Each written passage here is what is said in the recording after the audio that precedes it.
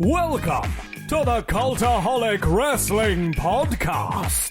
If you like a lot of wrestling on YouTube, join our cults.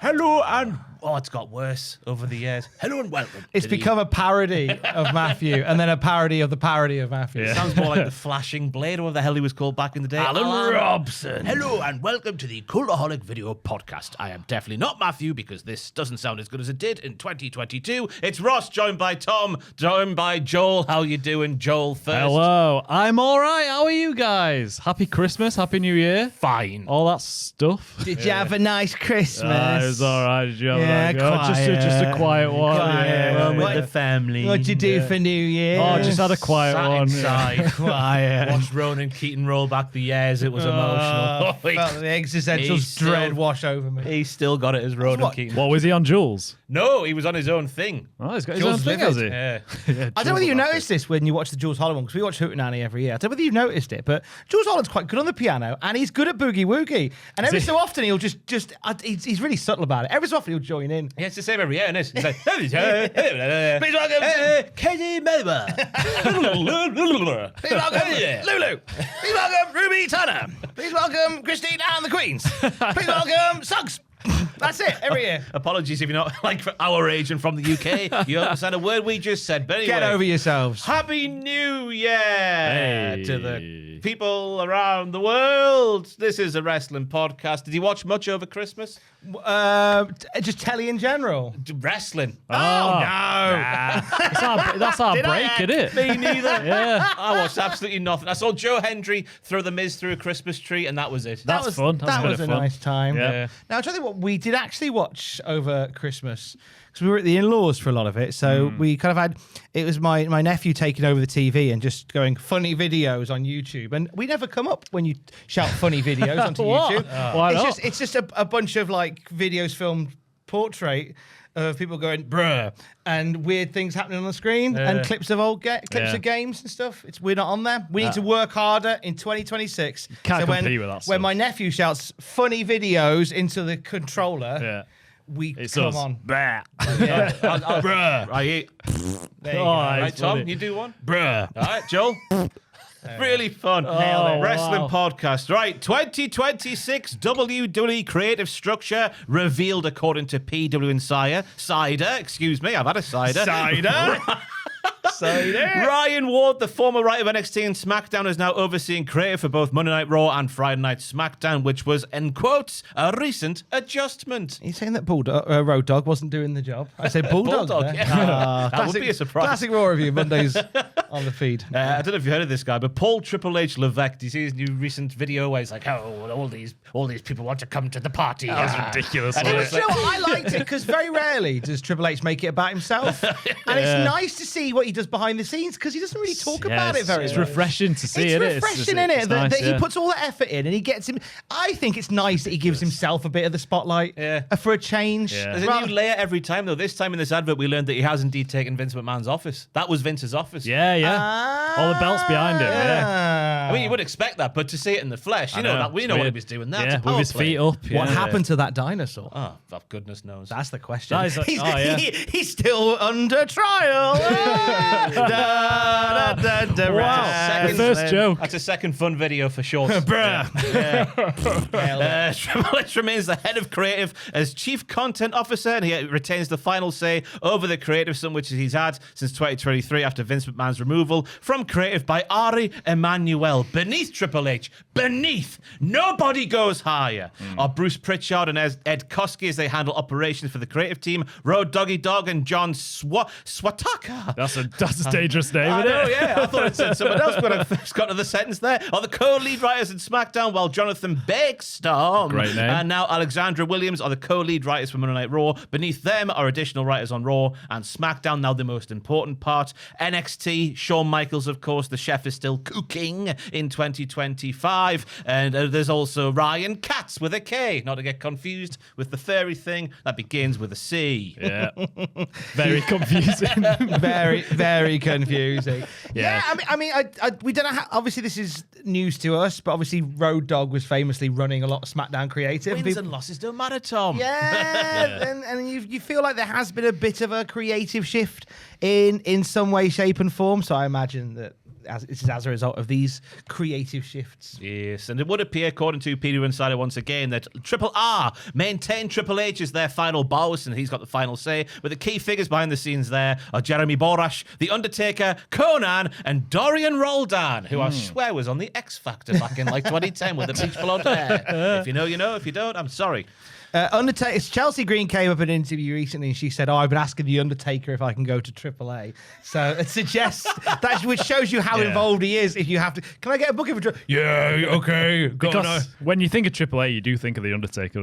He did a few topes at that. We saw WrestleMania 25 that time. Yeah, the one time he did dive over the top rope. He used him loads. He watched La Parka rise out of a casket at that Triple Mania event. Went, that'll never work. It's just my thing, guys. Stop it. But aye, there's the creative structure reveal for 2026. I don't know what we say to that. Wow. Just hopefully it's a bit better than 2025. It's not got off to the best start, has it? No.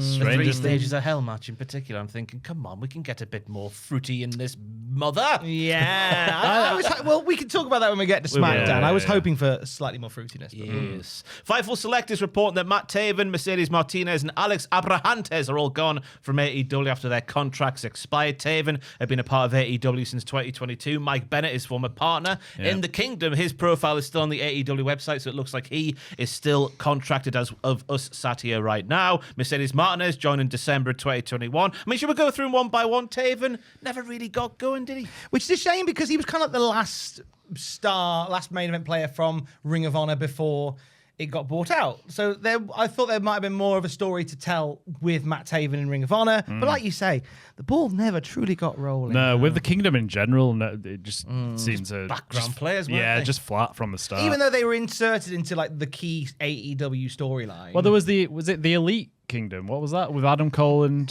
what was that? The Undisputed Kingdom. Yeah. Andrew Mountbatten, is it not? They're Joel. Invented wrestling, didn't I'm they? thinking of a word. Sorry, Joel. Cut you off. No, yeah. But that didn't get going either, really, did it? Yeah. None of it just, stop-start. Mercedes Martinez joined AEW in December of 2021, although she spent much of her time in Ring of Honor, which included a 220-day reign as Ring of Honor Women's World Champion in 2022, which is news to me. Wow.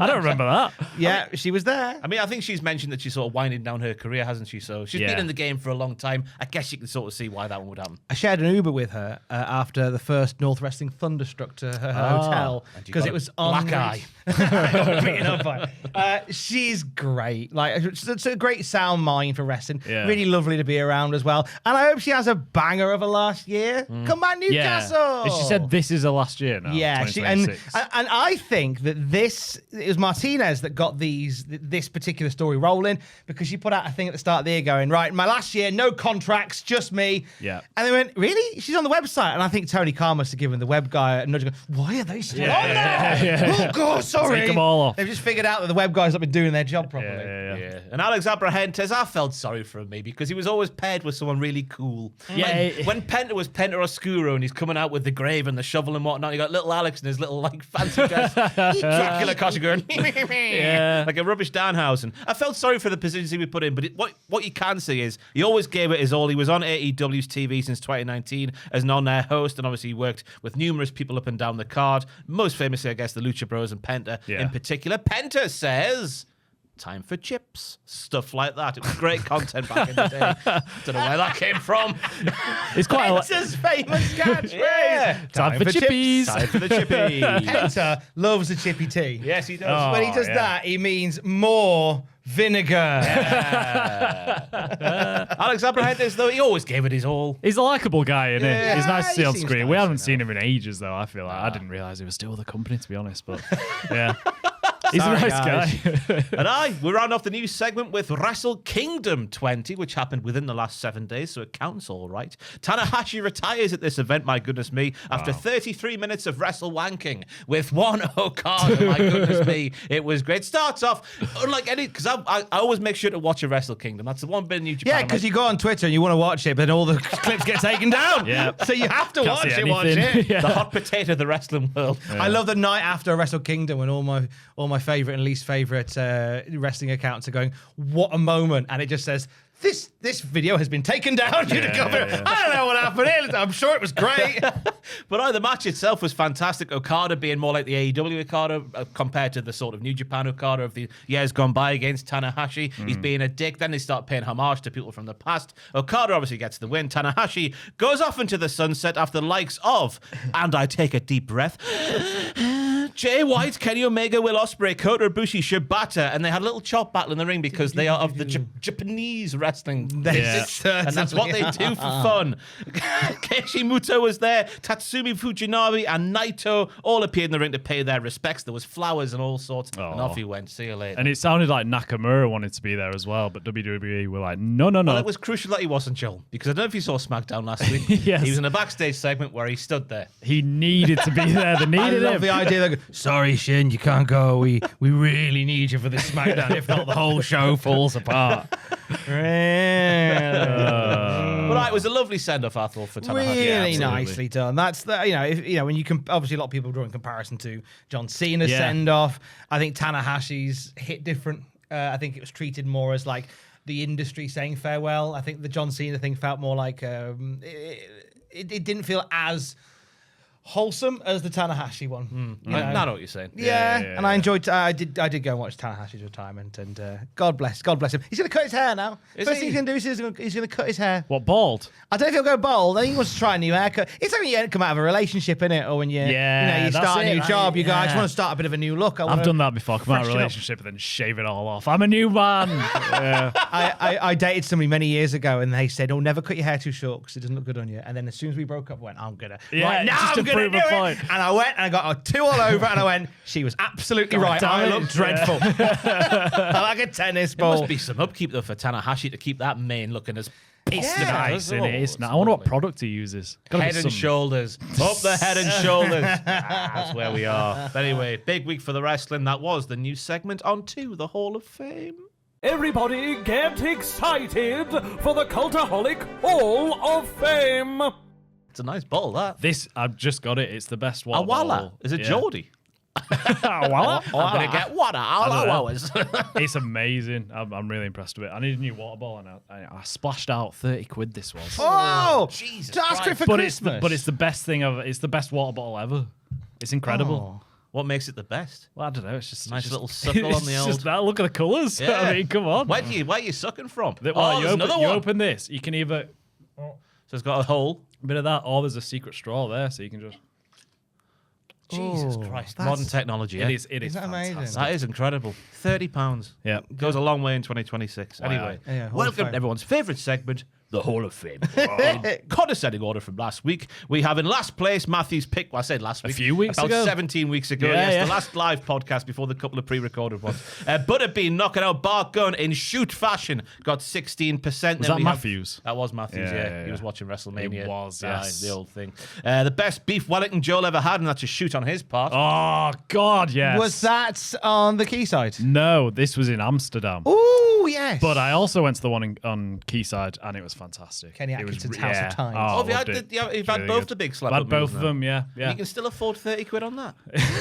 Christmas money, innit? incredible. Yeah. Oh, it was very good. Yeah. Very good. I got a message off King of Feasts on Instagram, friend of the podcast. Oh yeah, we like King of Feasts. And he was telling me, because last podcast we were talking about Michelin stars, and now it's weird that it's the Michelin man, the Yeah. tire company. And he said it originated from that company because the company would give tire ratings to a restaurant, and the more tires is the the distance is worth traveling. So the more tires, the more distance worth traveling to go to that restaurant. And then it slowly shifted into stars, and then it became the Michelin stars. So that's where it came from. Yeah. I was like, oh, that's very interesting. Yeah, it's cool. Christ, you live and learn, don't you? I love that. Mind blown. Up the King of Feasts. Up the King of Feasts. But the winner, and it's a shame Matthew's not here because it was making him cry nearly, wasn't it, bless him? It is a horrible video. The shoot tombstone pile driver and that shoot fight between those two fellas. Christ. If you saw the podcast, episode 421, I believe it is, where we watched the video, just a couple of lads having a fight, and then one ends it with a shoot tombstone pile driver. It was so obviously going to win, but it's horrible. It's great. It's such an evil video. It's a fantastic. I've got goodness Ross video. What picture are you going to pick for that? Just a snapshot of the video, I think. Yeah. Was the guy all right? He moved We his don't limbs. know. Yeah. Good. At the end, he like twitched a bit. So yeah, he's probably. We saw legs do that. Just little. The nerve endings weren't completely severed, but it was a hell of a bump to take on the shoot concrete floor. So thank you for voting at patreon.com/Cultaholic. I won that one, so I'll go first this week. I'm going to pick the other bit of wrestling over the festive break, which was Stokely's bump. Like a skimming, sliding off the table. like a skimming stone off the announce table. So it was, and just the fact it was him, it made it even better. So Stokely's bump off the table, then the table sort of somehow miraculously just sort of flopping on top of him, just to put the little cherry on top of the big old cake. Yeah, he's got a lovely arse, hasn't he? But yes, I'll go for Stokely's not table, but also fantastic table bump from AEW World's End, I believe it was. Yes, it was indeed. Stokely was all right after that, I understand. God, he's good, and we were all having a lovely time. Now, once we know he's all right, like the tombstone man, Exactly. once the limbs start twitching, then you can have a good old laugh about it. I love Stokely, man. He's fantastic, so isn't he? good, and he's the best. Yeah. Shame that they didn't make much of it on this week's Dynamite, but he was there in a wheelchair. He was in a wheelchair, Yeah. which is quite funny. Need to see more. Yeah. More from the care home. Anyway, who came next? It was Me. Joel. Well, I got robbed recently. Actually. Yeah. Really? Genuinely. Not on the street, but I got to a climbing gym, and I went into the changing rooms, and I left my bag in the changing rooms, and it had my Christmas money inside that I got over Christmas, and I was going to go to the bank afterwards and deposit it. Oh, no. And then when I came back in the changing rooms, it was all gone. Oh, my God. Except for a $5.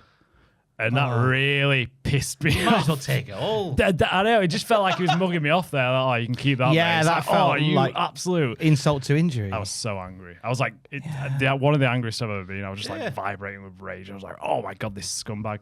So I'm gonna nominate that, and this can be a warning, a warning shot to whoever stole my money. If you're watching this, I'm coming for you.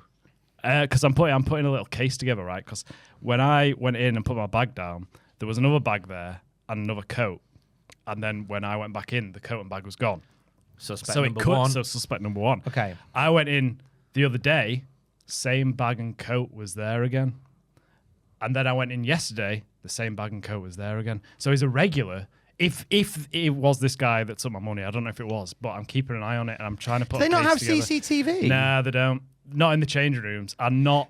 They haven't got an angle to see who goes into the changing rooms. To Really get into the changing rooms, do you need to go past like a reception desk? Yeah. So like you need to sign in. Yeah, you need to. Yeah. Right. Okay. Yeah, I've asked them about it, and they said no, there's not much we can do. But they've credited me with some free climbs, which is nice. Okay. So that's something. Does that at least, equate but- to what you lost? No. How many times would you have to about go half. to get that difference made back up? Like 12. Is there They a gave way? me 5 free climbs. Is there a way when that is there a way that we can trap that guy somehow? Yes, let's trap him. So what? Set up a booby trap. Go in again. Leave your bag open. Just leave money all over the floor. Maybe a mouse trap or two in there, and Yeah, leave a camera and just watch what the guy does. I did think about this. You know, I would. putting a camera. That's what I'd be doing. I'd love to. But even if I like. Or even address the guy straight on and go, "Excuse me, when I was here last with you, Yeah. some money went missing from my bag. I don't know whether you saw anything." Yeah, I thought And about doing watch his that. face. Of waiting in the changing room until he comes back and then. But you can't just go straight accusing, can you? You can't go, you're hey, not. mate, No, you're recognise not, this bag? You're not accusing. You're not. It's all in how you phrase it. In Yeah. life, it's all in how you phrase it. You're But not then- accusing. You're just going, "I don't suppose you saw anything." But then if I say that, he'll just say no. and then walk off. Then you say, It's like, all right, there you go. sir, I object. But your coat and satchel were the only ones present when this crime took place. But Yeah. you watch his face as soon as you ask the question. And then I'll know. Chances are his face will give it away. Yeah. He'll probably go white as a sheet and go, no. Yeah. Right, now I know. Yeah, it's interesting because you wouldn't think a regular would do it because it isn't all the time. He might get caught. So I don't know if it will be him or if it's just a random person who went in.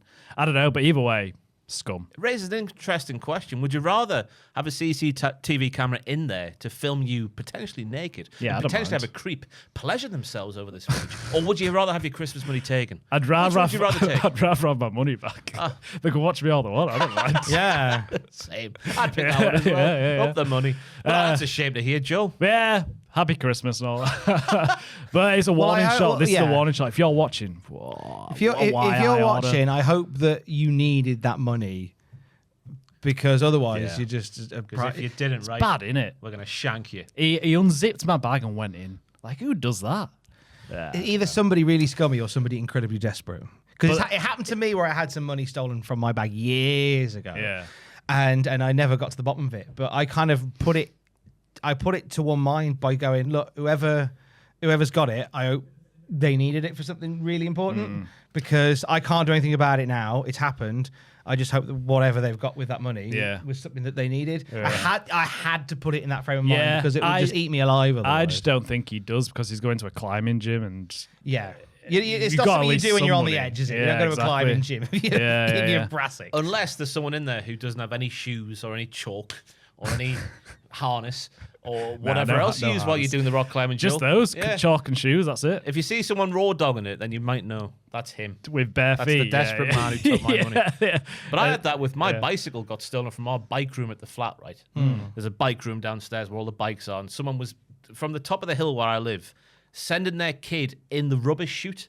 Then the kid would climb up the chute, out into the corridors, open the door from the inside, and he would go in and take the bikes. And that made me, along Tom's lines there, like they probably needed the bike, and I'm like, oh, Yeah. fair enough.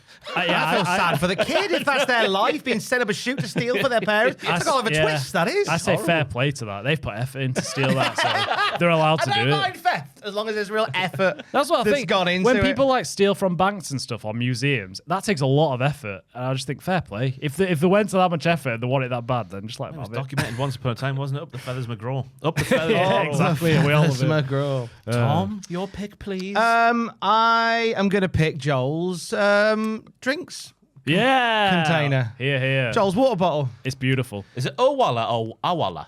Awala. Awala. Awala. Awala. Awala. Awala. I don't know. I did got have it something in yesterday. mind for the because I was going to do a cheap plug for the fact that I'm doing the Great North Run again. Oh, nice. Signed up this week, raising money for a campaign against living miserably. Doing it in September, and training starts now, which is lovely. I was going to do a little cheap plug for that in some way, shape, or form, but actually, no. I really like your water bottle. It's really and I've nice, got till isn't it? September to sort that out, so Yeah, we'll yeah. do that another day. It's a But nice Joel's water bottle, yeah. It's beautiful. get that in the Hall of Fame. I got it yesterday, and it's I'm very impressed. Yeah. With what money? Because I noticed 30 Did quid you went missing from my steal? 30 quid went missing from my bag yesterday. I know. I shouldn't be spending money. I haven't got it. I just wanted a new water bottle, you know? It's a little gift, Christmas gift to me. I've been watching. Do you know what? It's so when you took to go back to your Hall of Fame pick, like Yeah. my brain is turning now because I'm on a real kick with like detective dramas. Yeah. At the moment, me and the wife, we've watched all the Knives Out. Well, I do declare I think that this man was murdered by his wife. It's a mad accent, It's isn't it? great. I love He's it. good. He's good. So we ploughed through them, and then we watched all the new Poirot ones. Oh, wow. New? Is it back? There's some, well, relatively new. If I say new, I'm old, so it was probably about 7 or 8 years ago. But it's the Murder on the Orient Express. Oh, yeah, Death of on the course, Nile, of course, yeah. Haunting in Venice. Yeah. And I was like, oh, I really like these. And then Alex went, "Did you ever watch Jonathan Creek?" I went, "No, I've never watched Jonathan Creek." I've never Yeah, seen I've it. never seen it. I've heard it's great. What I a always need to go treat. back and watch it, yeah. What a treat Jonathan Is it Creek good? is. Yeah. Big fan of that. So therefore, my brain, when you were talking, I was like, well, I would say the man, Yeah. I'd be checking what time he put his coat up Yeah, there yeah. and where he went afterward, Yeah. and did he pay in cash? Yeah. Do you reckon Benoit you- Blanc. I have been trying to, do you like, reckon you'll follow him? If you see him leaving, you got to follow him. that could get sinister, could it? Yeah. It's a big bit- risk. Yeah. But you're Joe. You can take him. Yeah. Just take a weapon with you. Let's chat after where your climbing wall is. Yeah. And let's arrange a time, and I will follow him. recruiting. I will follow. I'm getting the lads. No, on. Joe, why don't this you make man Pierce goes. follow him? But I don't know who it is. Nobody will That's miss the problem. Pierce if he gets stabbed, will they? Oh, no. Wasn't that what you said once upon a time? No, that is out of context. Pierce in your back.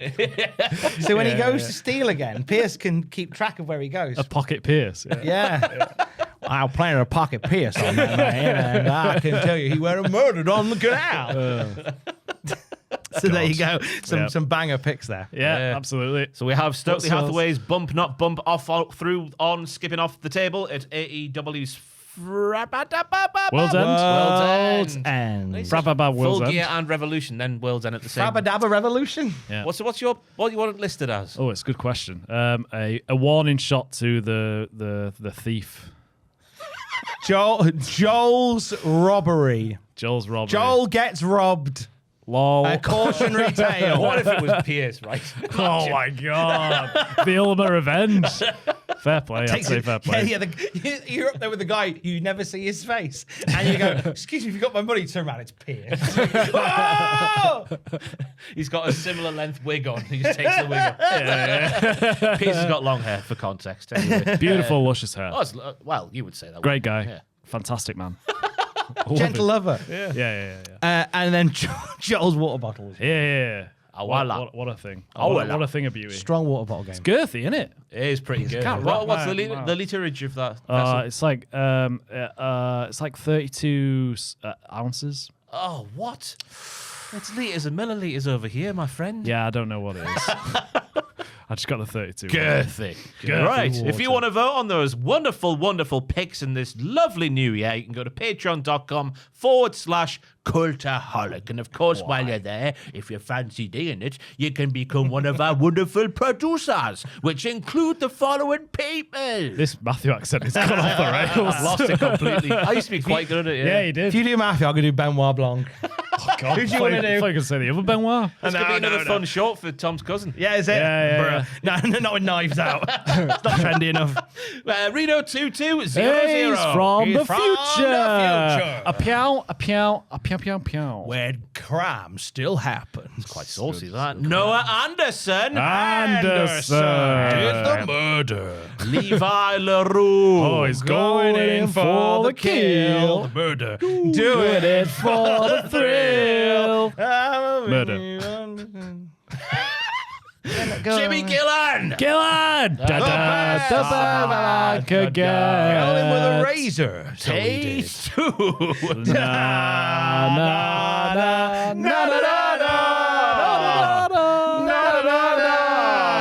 Day 2. And rounding off the producers, thank you for your support, by the way, once again, is Mike Kavanagh. I can't remember the song. No, me neither. I think we only did him once. It's Kavanagh. My Kavanagh.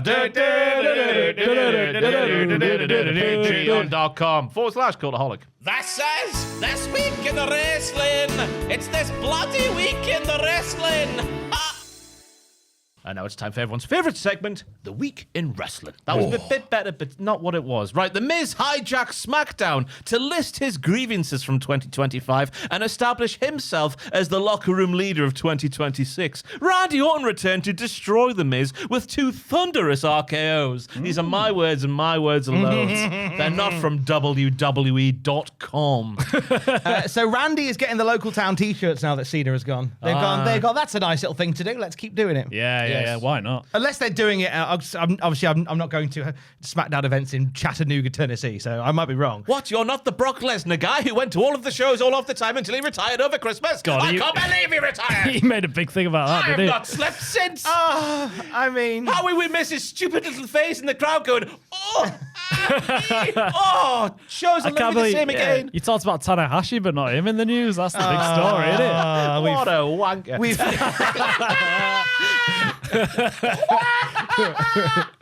It's a shoot. We're all thinking it. I know. It's a shoot promo from The Miz because he did that thing on Talking Smack in 2016. So let's do it again. 10 years later, why the hell Right, not? that was 10 years ago. Yeah, him and Brian My Daniel, God. Brian.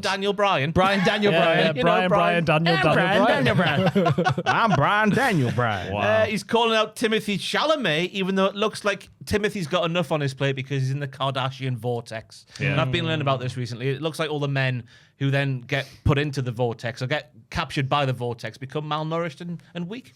Yes. Or Adolf Hitler. Yeah. Which is not. Yeah. That was a nickname he gave himself, a playful little so-and-so. I'm a big funny fan old- of Timmy. Do you like Timmy? Malice. Chalamet. Yeah. He's a big fan of wrestling, so I love him. He is. He went on Cody Rhodes' podcast, didn't he? the Did other I? day? Yeah. I should have put that in the news. Finn Balor this week saying he has the doobies after the shows.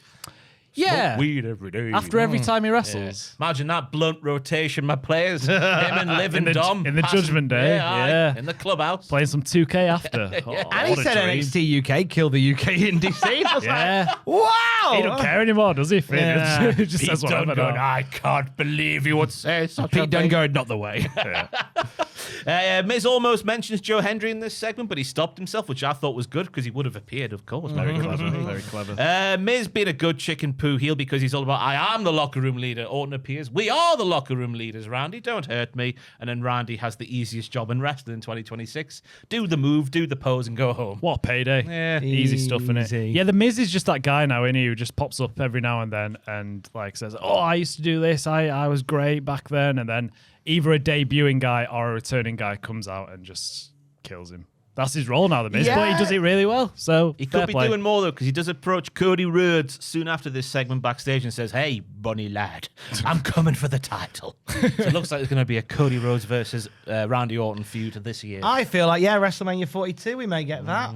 I feel like the WWE title picture is about to be turned on its head. No Roman. Maybe not. There's a lot of And contenders now. Based isn't on the there? fact that, SmackDown's coming from Germany on Friday when this goes out, it may have already been turned on its head by the time this podcast is out. Oh, could you imagine? Whoa! I won't mind it. I'm addressing it now, so therefore that means that we've beat the curse. Oh, right. Yeah. What's been said? Like, Well, it's Drew and Cody in it for the title of Yeah, Three Stages imagine- of Oh, Hell. yeah. What if Sorry, Drew yes. wins? Drew could win the title. Drew can't lose this match. He picked the stipulations. He's lost about 10 in a row to Cody, so he's due a win. Yes. He won't get one. No, he I won't am do scared for the sort of Miz KO tag team that was teased here because Triple H likes doing this with the Miz. So why wouldn't he do it again? And the Miz put it out there in the ether. Yeah, but Orton then RKO'd him. Yeah, but So Happy New Year, Miz. Happy New Year, Miz. My God, that was a slobber knocker from me, Randall Keith Archer. Right, I think that's that segment covered, is it? Yeah, it was a nothing segment, wasn't it, really? It wasn't much, was it? Then next up, we saw Rhea Ripley, Io Sky, Charlotte Flair, and Alexa Bliss defeat the women's tag team champions, the Kabuki Warriors, and breathe Ross Nash legend, Kevin Nash legend, Kevin Nash and legend. Nia Kevin Nash Jax. I think Lash legend Nia Jax, we should call them, in the spirit of Jackbox TV, we should call them Quiplash. Yeah, great stuff. I want to call them Quiplash. So Kabuki Warriors and Quiplash made a lovely team. Really fun 8-woman tag. Enjoyed that immensely. Yeah. And then the match went down and the result went down and I went, that means Rio aren't winning the tag titles on Yeah, Raw. that's what I thought as well. But They try to throw the old red fed herring. We used to call him The back in red day. fed herring. Because there was dissension on the heel side just before this match because Nia and Lash are saying, hey, we want those belts, but we're going to tag we now, but we still want those belts. Even though Riho was challenging for the titles on the following Monday, so that came to nothing. Yeah. Highlight of this nice ding-dong match for me, which was Sheamus, as I called her. Sorry, Matthew didn't like it. Lash Legend reminds me of Sheamus because all her offense looks really hard, but not too hard that it hurts people, just snug. So Sheamus, because she is a lady. I like that. Sheamus, big boot and Io Sky out of the sky was my highlight of this match, but not my move of the week. The heels, especially the Kabukis, bumped their asses off for the faces, which was nice of them. I hope these nice ladies bought these bad ones a nice meal after the show to say thank you. I'd hope they would as well. Such is the tradition of the professional wrestling business. And it was a lovely finish with Rhea catching Kyrie off the top rope and then doing a riptide to set up the over the moonsault from Io. It was a house showish match, but that's not always a bad it was, thing. wasn't it? It was just big Yeah. good versus bad. Yes. This whole SmackDown was kind of like it's the new year. It was all kind of feel good, nice moments. Do you like 3 hours of it, Joel? No. Tom? It didn't drag as much as previous SmackDowns did. This one was actually quite fun, I thought. It floated along on a nice pace. I didn't feel the stop-start nature of previous SmackDowns that have been 3 hours where they do like a backstage promo, then get half an entrance, then it's a 4-minute break, and then 2 seconds of resting, 4-minute break.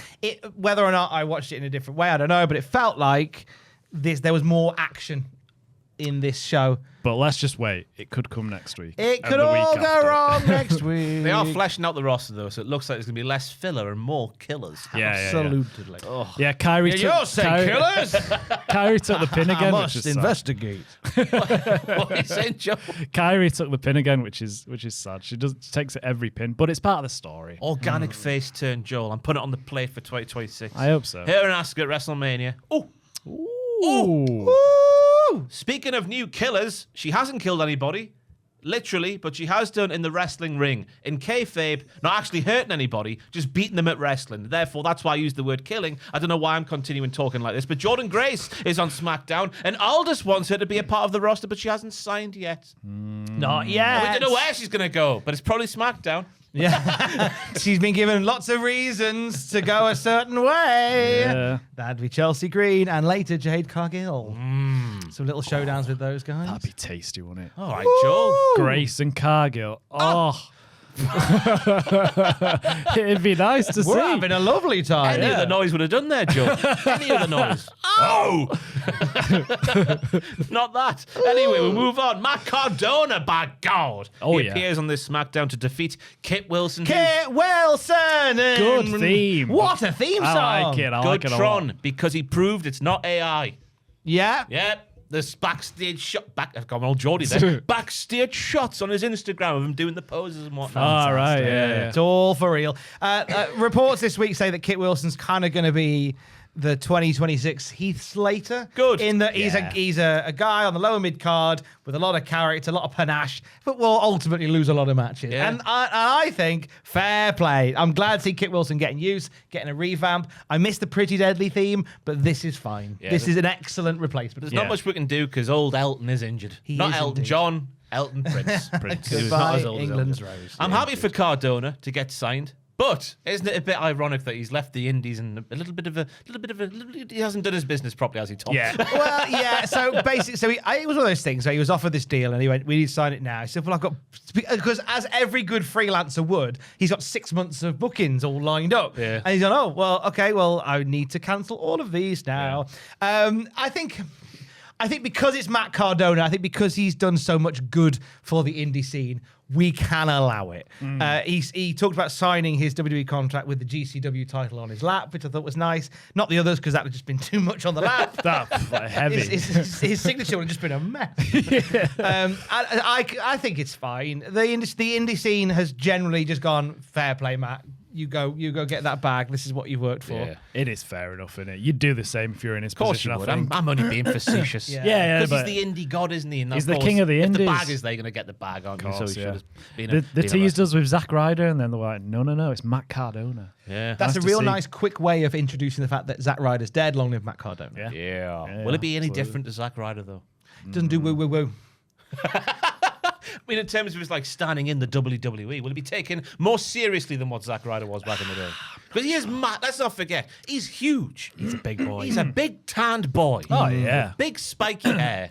And probably big feet as well. How old do you reckon he is? 41. Ross is really good at this. 40. Oh. Close. His chest looks a day over 43. But he's looking in the best shape of his life. Yeah, he is. Good for him. I wouldn't be against him going like upper mid card sort of territory, mate. Upper mid. I say Yeah. upper mid. US title scene, upper mid. Yeah. I mean, maybe you give him a Saturday night's main event where he has a go at a heel WWE champion down the line. Yeah. Maybe. Yeah. Have some fun with he that. can go both ways, the man can. The heel stuff on the indie scene in particular, that's what made him. Oh, fantastic. Yeah. Zack Ryder doing the deathmatch stuff, he would never. Let me show you my balls, he says. And he did. My goodness me. But my main concern about him signing is the dogs. What happens to Dude and Walter when Chelsea and Matt are at work? Where do they go? God, yeah. That's the main concern for me. A creep who knows the dogs' names of the wrestlers. I often think that about Joe Hendry's dog Gromit. Up the grommet. Up the grommet. Yeah, where's he's been he? he's been in this room. We'd look after him. We'd have him, wouldn't we? Yeah, definitely. We'd have Gromit. I'd imagine he's got a long-term plan for Gromit. Now he's based in America, pretty much. Give him a push soon. Yeah.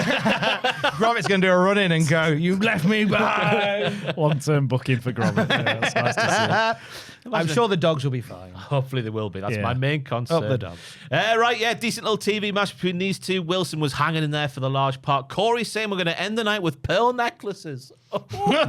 Goodness me, what could that mean? Nicely, the Turner kit is still called the Turner kit, even though Stevie Turner is no longer with us because she was released. She was released. Yeah, I did. So is that the origin of the name Tourniquet? Yeah, he's called Kit, right? So that's the Kit part. Yeah. And she was called Stevie Turner. And his move goes, wee, like a turn. It's a tourniquet. Tourniquet. Makes sense. Yeah. I don't mind, like you said, Kit being this guy now who just loses match. Because you need them in wrestling sometimes, you don't do. you? You need a Heath Slater in wrestling. You need some jobbers to the stars. Yeah, to make others Basically. look good. Yeah. Yeah. Next up, Trick Williams interrupted Sami Zayn as Zayn was stating his intentions of becoming the undisputed WWE champion in the Cody Rhodes story, but reverse. Yeah. Daddy, why haven't you held the championship? Daddy, you held the championship, but not really. Father. So yeah, I don't know about this, might just be me, but it feels like Sami Zayn, we've kind of missed the boat on him being in this role, going for the world champion as the organic underdog babyface. It felt like this story should have started the night after him and Kevin Owens beat the Usos at WrestleMania. Yeah, but I think you can still reheat it. Hopefully. I think you can still come back to it. I'd love for Sammy to do it. I don't know if he does, but I'd love for him to do it. Yeah. Yeah, I'm all for it. I'm a big Sammy fan. I love him. I think he's great. And I'd be well up for him winning the title. I'd love it. It does feel more like what's the word? Manufactured. Yes, that's the more than, like you said, organic. I mean, he was unbelievably over when Reigns was champ, and maybe they should have pulled the trigger there, but they didn't. So they have waited a bit, but I'd still be up for it now. I think he's still over. Yeah. I think that I don't think it's a lost cause. He's so naturally likable, isn't he? Yeah. He just talks like a normal guy. But then he's up against him. Trick Willie in this segment, and my goodness me. Trick Yeah. came out with those peppy, steppy shoes. Yeah. Heels as big as Lemon pepper steppers. lemon pepper That's a steppers. good line, yeah. He likes wearing a heel, this Trick, which is fantastic because he's massive anyway. And he's a heel. But it makes him even bigger, and he's a heel, as Tom says there. Oh, so many layers to He it. just wow. looked like $1 million. Didn't he not look fantastic? God, he looked lovely, didn't he? Oh, I Oh, love God, did Tricky he look Willie, nice? yeah. Bit of feathers on him. Oh, Some yeah. people call me Tricky Willie. Oh, I'm sure they do. Look at you, looking lovely. Ah, they look great. Yeah, called himself Michael Jordan, Michael Jackson, and Mike Tyson at the same time. Which part of each one's character we don't know. Calling himself all those messes of Mike, wearing that big white outfit, complete arsehole, 10 out of 10. Well done, Trick. I was worried about him coming to the main roster. This was exactly no. how he should have landed. Yeah, the people knew that the shtick whooped that Trick on the entrance and whatnot. Of course, we're missing Booker T during the entrance. We need someone to step up with the and the yeah, man. That's Trick, man. Yeah. Man. Trick, man. Yeah, I love this. I thought they were great, both of them. Yeah. And it makes sense for him to get called up, right? He's done everything in NXT. Yeah, he can't do any more. Yeah. I believe they've had him say he's going to be becoming world champion. He's not going to take 20 years to get there, like a certain Sami Zayn. Yeah, I like it. The build up to the Rumble, people are declaring themselves that they want to go for the championship. It adds a bit of intrigue. I don't know. It's a weird one though. If these two feud, it'll be a great feud. I'd love to see the match, but like you'd think that Sami comes out on top, maybe. So I would go Trick me. yeah, it's think just you have because I think Sami has more chance of actually going to the title than Trick does. I don't know. You don't need to be a good wrestler to go to the top now. Yeah, it's true. It's true. You just need to have the presence. Yeah. The razzle dazzle. It's good. I love them both. I think they do a great job here. I think maybe you have Sammy eliminate Trick from the Rumble, but then you have Trick beat Sammy in a return match, and then you take it from there. Yeah. I still can't see Sami winning the Rumble. I think they've left it's it too gone, late now. Yeah, He's not at that level that he once was. Not yet. But then no one saw Jey Uso winning the Rumble. True. And look how that went. He's back in a tag team again later. I'm not saying it was successful, but no one saw it coming. No, Yeah. they didn't, yeah. Yeah. Do you think because the Rumble's in Saudi this year, they'd go for Sammy's very over in Saudi, to be fair. Yeah. I was going to say, do you think they'll go for a safe bet like Roman? But Sammy's over. It could happen. Yokozuna. Yes. That's what they want to see. Up the Hiroko Sumi. Back for one more run. This'll be my year. We learn later in the show that Trick is going to take on Rey Fenix in his SmackDown debut tonight when this podcast goes live, which made me think they got Rey Fenix in that jobber role. He's going to be there to make Trick look better than he is. It's a shocker, isn't it? It's a shame. I love Rey Fenix. He's one of the best wrestlers on the planet. Things here. You assume that Trick's going to win this match. Of course he is. Yeah, he's got to, hasn't he? It's his main roster debut. Yeah. He's defo winning it. Yeah. Penta's back now. Just get the Lucha Bros together. Maybe Yes. this is it. One loss for Ray. Get the lads back Oh, together. Lucha Bros versus Usos. Yes, Come on. please. That would be a time. I would like That that. would be a time, my goodness me. Right, United States champion Carmelo Hayes defeats Johnny Gargano. My goodness me, Kevin Nash was having kittens watching this match because Johnny Gargano, in his 3% body fat, he was wrestling in a t-shirt. Oh. Get the nipples out, says Kevin Nash at all times. No Tommaso Ciampa. No, there are rumors, Tom. That he's on the way out, So it looks like his contract's coming to an end and he's gone, nah, I'm all good. Later. There is no signs of him being any higher on the card than he is currently. So I can see exactly why he would go. Yeah. You did think he'd maybe beat Elia for the belt, but that didn't happen. And He then- made it like an arsehole for A weeks. little I'm bit. going to challenge you. Yeah. Oh no, someone right in front of me. I guess I'll wait till next week. I'm going to challenge you this week. Oh God, someone else right in front of me. Oh, Thank goodness they have ditched that idea for open challenges. Yeah. Oh, But yeah, you can't blame Ciampa for wanting to move on. no. He's done nothing. AEW. I can see him in AEW. TNA. No. Whoop. Excuse you, Joel. You Was that on there? unprofessional son of a gun. It was, yeah. Oh, the speakers. How The exciting. one time they work. I could see him popping up. I could see him doing the indies for a bit, you know. Yeah. Yeah, I could see him hit. Like Gargano has just left the indies. There's a gap there for like a journeyman who's been to the top of the mountain, brother, and is bringing that with him. And I think Tommaso Ciampa has all the character and the presence to fill that void left by Cardona. Yeah. So good. What do you think about this match, though? Great match. Great Hell of match. a match. Hard fought. It was a nice reminder of the kind of matches that Gargano can have. Yeah. Because I feel like we don't see him that often, like single bouts. But he's so good, Gargano. I think he's an underrated wrestler. It's But you the just other don't get shown, I think he's do you? rated. It's just the other stuff, isn't it? Like they tried remember when he first came to the I think it was when he first came to the main roster, had him being like a comedian up against JBL. Do you remember those days? And it wasn't really landing because it wasn't like the sort of humor that, people laugh at. It's just like, you cringy little man. Yes. Yeah. Which I would know all about, of course, but I remember when he came back at the beginning of the Paul Levesque era, and they had the big bit on Raw where like his music played, and there was a lovely pop for him, not a huge pop, but like he had like a big, "Well, I'm back, everybody," and they're like, "That's lovely." Yeah. Like happy to see him, but that's lovely. Yeah. It was refreshing to see him not kissing Triple H's bum this time as well, because that's getting a bit weird with the Garganos, right? The little cosplays and having pictures of babies and stuff. They know how to keep their job. I know that's what they're doing. But yeah, as you say, this was a wonderful reminder of how good Johnny Gargano is. Good reactions for Mello, as well as it looks like the slow burn face turn he's gone through over the past 6 or 7 months. It's felt like it's worked. It's paid off. And obviously now with Trick on the main roster, that's got to be a feud up the top of the card. I don't know about the top of the card, but in the future. No, that could be a Mania match though. Trick versus Hayes for the title. Won't mind that for the US title. The history that's there, Joel. Yeah. That'll have people like me and the certain quarter of this podcast who watches NXT along with me. We'll be cock-a-hoop when that comes out. They're in a barbershop. Get them back in the barbershop. They love the haircut every single week.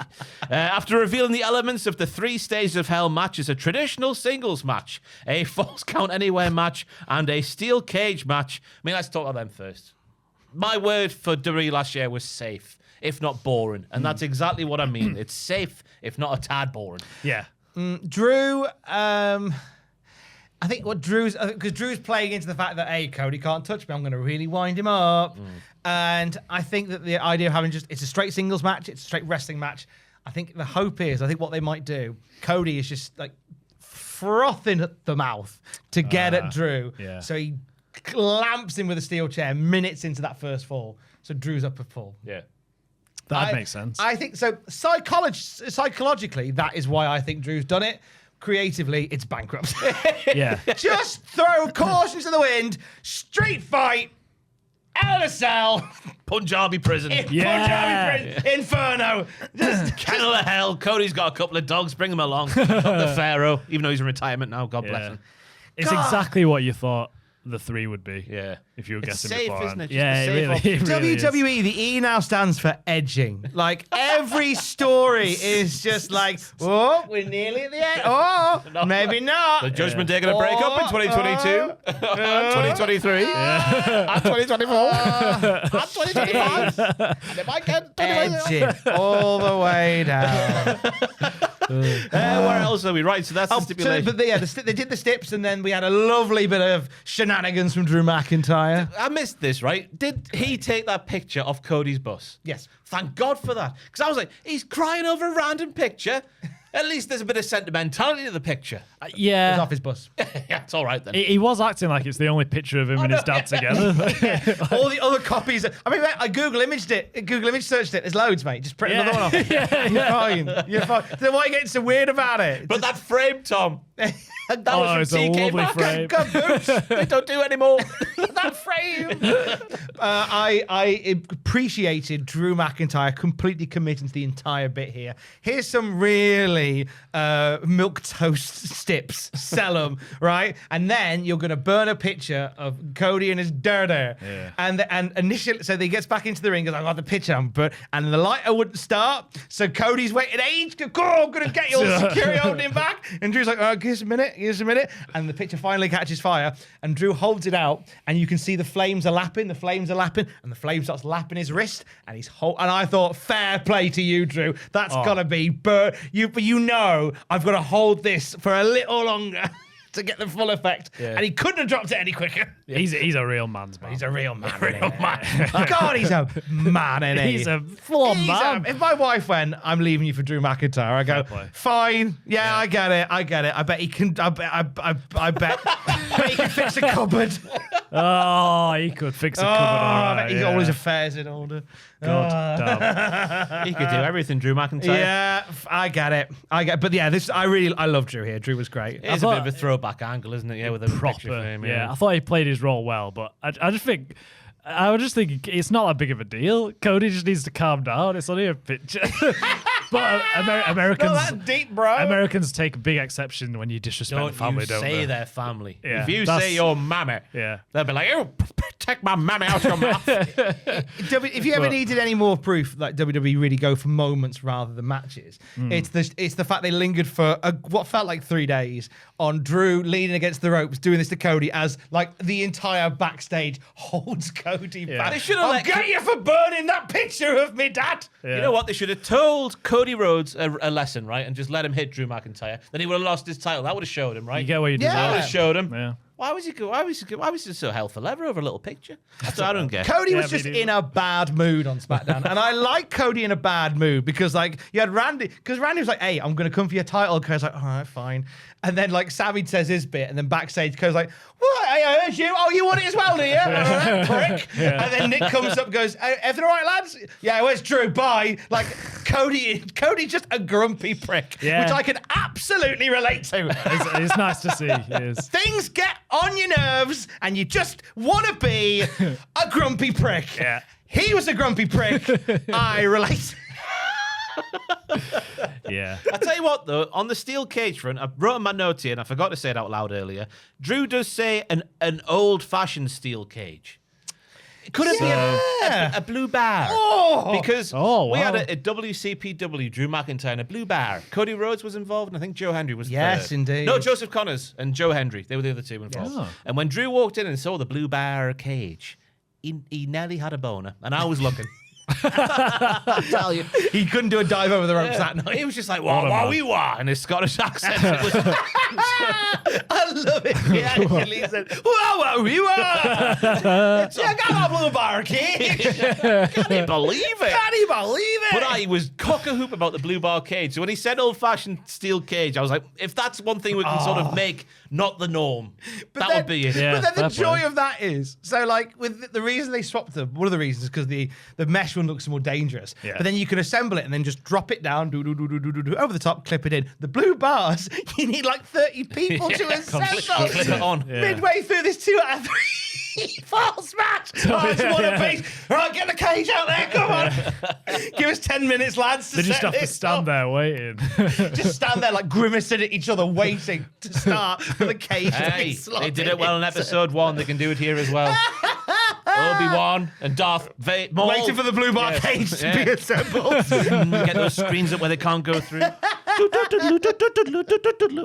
get it done. Anyway, right, next up on the show. Julia, this was a shock to me. Julia defeats Chelsea Green to capture the Women's United States Championship. I mean, the booking of Julia so far on the main roster has been perfect, pitch perfect. She's on the show every week. She wrestles 30-minute matches. She's very charismatic. She's given plenty of chances to talk. Obviously, Kiana James, she adds a lot to the package as well. It's all been fantastic. So her winning the title of Chelsea Green here, who's been crap for ages. Right? She's awful. She's not charismatic. She's not funny. She's terrible. It's fully deserved. What are they doing? I am baffled. What? They went, oh, Julia's first reign was so good. Let's run it back. It's a strange one, isn't it? Yeah. Yeah, I'm not against Julia winning it back, but they actually need to do something with her this time. Yes. Last time they didn't do anything. They need to give her some personality and a story, which is harder than it sounds because they just don't. They have to do their job. They didn't with Chelsea either. It's just been. I mean, Chelsea had barely any time with it. But Chelsea's been wrestling in Mexico more than America, it feels like, recently. Yeah, and with NXT, Triple R. and yeah. I feel like it's maybe more a case of WWE wanting to create moments more than anything else. So them going, hey, first SmackDown of the year, new champion crowned. What title can we change? The Women's US title. The one that we don't care about. Yeah. Let's do that much, one. yeah. Because all the other ones that we don't care about are being changed on Raw. So let's change this one on SmackDown. Yeah. I can't believe it was November when Chelsea won it. It feels like it was just a few weeks ago. It does, yeah. And technically it was. Technically it was, yeah. But it feels more than 5 weeks ago. Yeah. I thought it was a nice finish to the match to, try and say something positive about Yeah, the piece. The double underhook thingy off of Brett's rope into the Northern Lights bomb for the win. I thought that was very well executed. The rest of the match, I'm not going to say it went through the motions, but it didn't really get you out your chair. But how could it when it's the Women's United States Championship, a belt they've proven, as Joel mentioned there, they just do not care about. And also, I'd assume that this frees up Chelsea to go for the main women's title. I can only assume that's why they've done it. Because you had that whole thing with Jay Cargill. They went, oh, that was good. Let's never reference that again. Yeah. Jay Cargill and Jordan Grace have a little bit backstage. I'm hoping this... Maybe this is where Chelsea wins the Rumble. Maybe this is where, what's his chops? Is it That Katz? pitch. Gets his dream. Yeah. And like number 30 comes out and everyone's already eliminated. Chelsea Green wins the Rumble. I'm heartless. Oh. I would love it for I'd love that. I think she's on the Monday though, where she's like, oh, the fact they've said that now on a WWE branded show, that's never actually It's going to never happen. gonna happen, yeah. I think she's on the money there. Do you reckon when Mr. Katz comes up with a good idea, because I've got a perfect pitch. I've got a perfect pitch. Yeah. Oh. God. Can I change my Hall of Fame pick? I hope you make the meowst of it.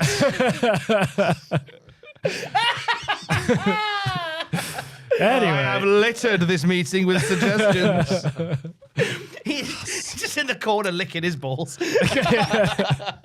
Whiskers, something to do with whiskers. She could win it by a whisker, couldn't Yeah. she? There you go. Great content. More short videos for your cousin to enjoy. She wins it by a whisker. That's the one, isn't it? That's the one. Damien Priest defeats Aleister Black in an ambulance match in your main event of the evening. The lads in this match were given absolutely ages to do this. They got a good amount of time to have an ambulance match. Which And I it was guess fun. It makes sense because you need to knock someone out basically to put them in the back of an ambulance, even when you open the side door by mistake. That's it. It's a match that is very much a metaphor for the Aleister Black and Damien Priest story. In it's violence, sort of drops off in the middle, and goes on for bloody ages. I thought you were going to say it's on life support. It's on like all that too as well.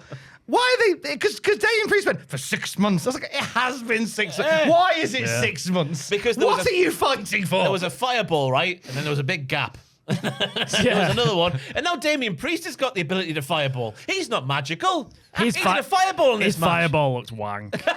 He just had a light up in his face. It was weird. But he's not a magical man. He is now. I guess Hogan did it back He in the got day, it didn't he? off Black. He learned from him. Oh, his powers got Yes, passed. yes. That's what Like happens. the Mind Flayer and Vecna. Whoa! I don't know. You take my black mist, you child. You'll have to watch the show for that to make sense. Yeah, that sounds dodgy. But this match had a bit of everything, a bit of fire extinguishers, some pounces, some chairs, some kicks in chairs, razor's edge onto the windshield. Whoa! Whoa. Sugar. Honey. The best moment of the match for me had to be the shoot Hurricane Rana from Priest to Black off Brett's rope, followed by a black mass and a double down.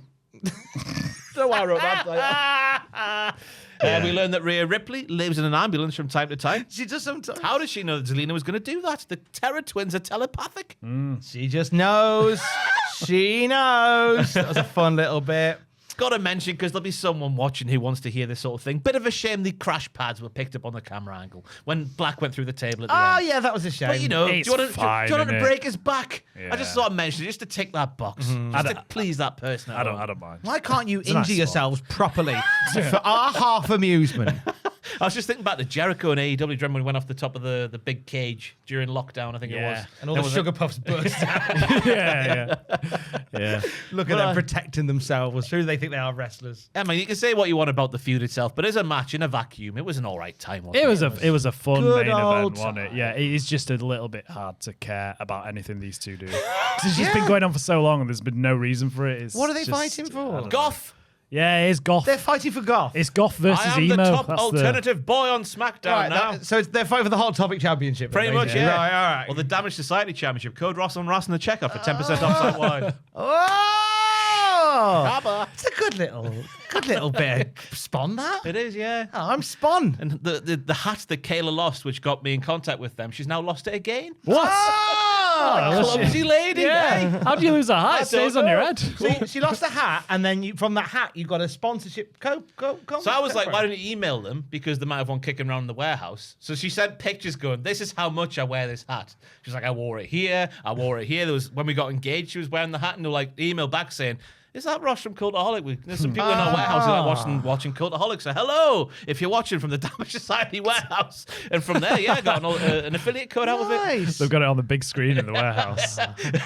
Do it for him. Do you have any more? Hi, Nat West. I've lost my hat. If Richard Branson's watching, oh, he's Hi, not Abbey National. I've lost my hat. What are the banks going to shout out? Hi, the Halifax. I've lost my hat. It's a building society. Oh, right. Yeah. Raw X Stranger Things. It was the big collaborative episode where we expected people from the Upside Down to appear, but Did we? nobody did. They were in the Upside Down.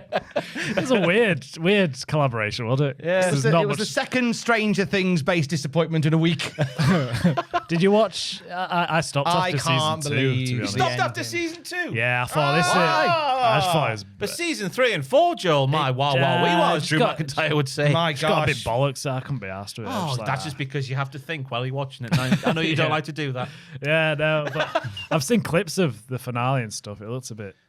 Meh. Right. The first chapter of the most recent series, fine. Right. Okay. As a starting launching point, fine. Yeah. Second chapter, load of bollocks, right? Well, weren't the episodes like an hour and a half long Yeah, each? yeah. Oh, yeah. It's too That's a long. lot, innit? But the Yeah. main reason why Vecna was ultimately defeated, nonsense. Why? What? I don't want to no, say it in yeah, case we people haven't can't, we watched can't, it we yet. can't spoil it, can we? But then the finale, I thought it was satisfactory, but there was too many plot holes to enjoy it. Oh, Too many right. inconsistencies. Why did this happen when this happened in season 2? Why did this happen when this happened in season 4? Right. Too many of them for me to enjoy it. I did hear people comparing it to Game of Thrones season 8. The ending of that, was it not as I've bad not as? seen Game of Thrones. Ah, I'm the okay. one guy in the world who's never seen Game of Thrones. Have you seen it, Tom? We got invited to a season finale hosted by Sky Oh, that's fun. many years ago. Because I was doing these videos on Twitter where I had a mask of the night. What's his name? The king. Yeah, the Night King. What's Is that that- guy? is that Knight it? Rider. No, not Knight Rider. I forget his The Dark name now. Knight.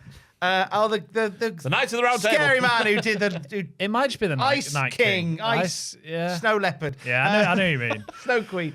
I did videos with that mask on, and I think somebody from Sky quite liked them and got in touch with me through my email address at heart and went, do you and your partner want to come to the season finale showing at St.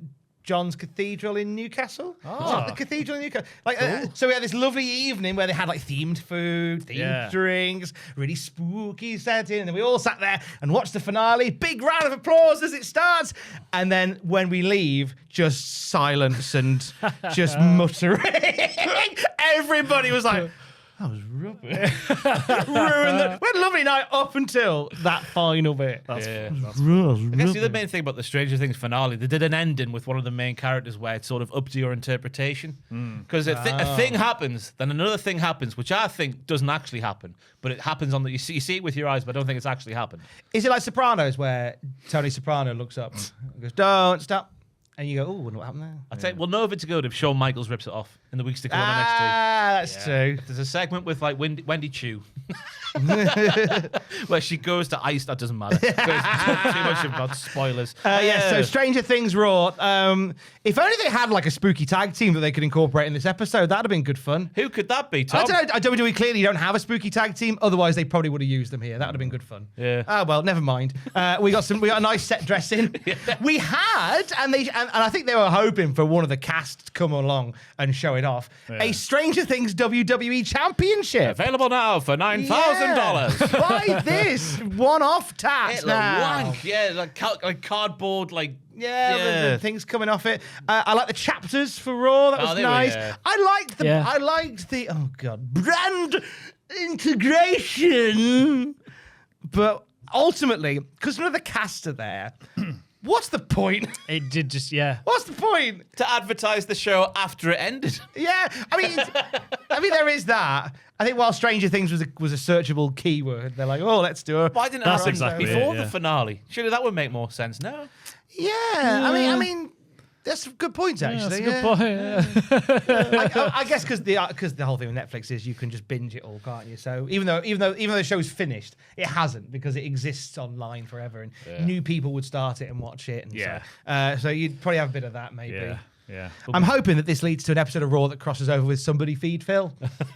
Never seen that. Phil Rosenthal travels around the world and eats nice things. That's all TV is now. Oh, rich people going around on holiday. I saw one with Phil and Amanda. Not Phil and Amanda. Alex and Amanda. I was watching that. Yeah, in Greece. Yeah, I you saw watch that. Jay McDonald on a cruise. Yes. I don't care. But then that's been a tale as old as time for TV. Like back in the 90s, my mum loved Michael Palin doing pole to pole. That was all all right right from the North Pole to South, around the world in 80 days. We'd have been able to afford to buy a house, and if we had this job in the 90s, we can't do that now. So it's just Stephen Fry in America, where they just went, I've got an idea for a show, let's just lob Stephen Fry in America. Yeah. I think Paul Merton did Europe. Like, It's a good job, Debbie did innit? Dallas. If you go around, get paid to go around the world and just eat food and stuff. Be brilliant. The life. the I dream. would be. Hey, if you Netflix, I lost my hat. Hey, that's a serious for me. If you've lost your hat, I'll come and find it. Ross Tweddle, Hat Finder, coming to Finder Netflix. General. Right, Raw. We ate great during Raw. I want us to storyboard Hat Ross Finder. Finder, Ross Tweddle Hat Finder. Yeah.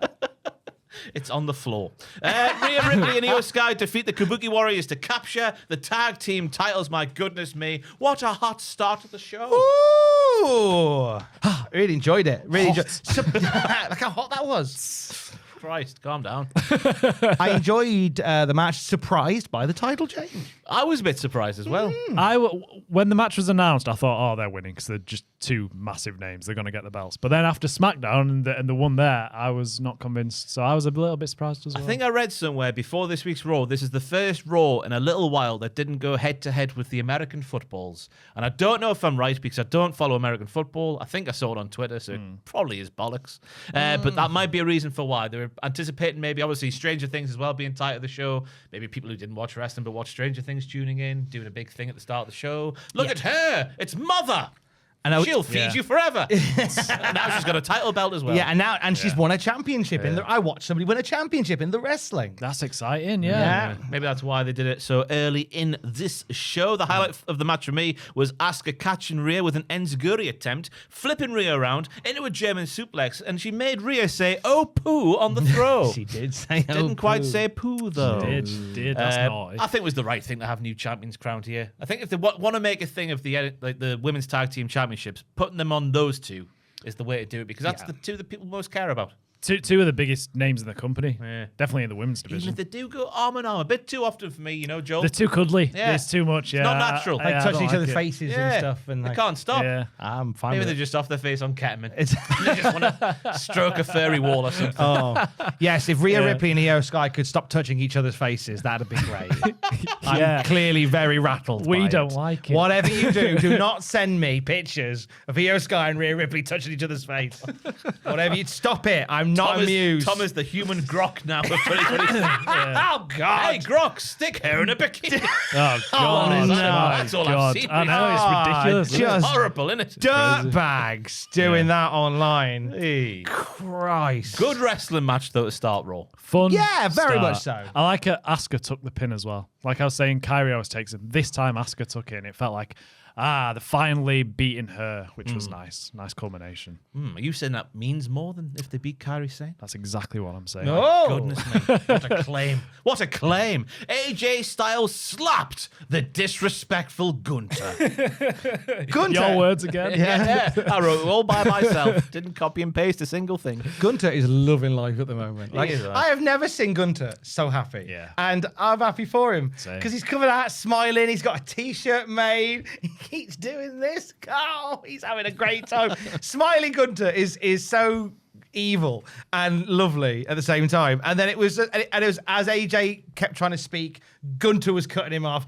And then as soon as AJ slapped him, it was like, oh, Gunter from 3 years ago. Hello there. And it was just like, and that smile did not return. I was like, oh, AJ awoken. might die next week. Like a pair of billy goats they were for a second, forehead to forehead. They both did. Yeah, I really enjoyed Gunter doing classic heel bully. No, just classic bully bollocks, isn't it? Talking up Yeah. for people. Yeah. And of course, Hit me back to the schoolyard. he's great. He's like, I made the man who said he'll never give up. I made him give up. Yeah. Beat Goldberg into retirement. I made the man who said never give up, give up. Like, he has got all the reasons to be jolly. Yeah. He is the heel in the company right now, isn't he? Oh. He's huge. Yeah. He is, yeah.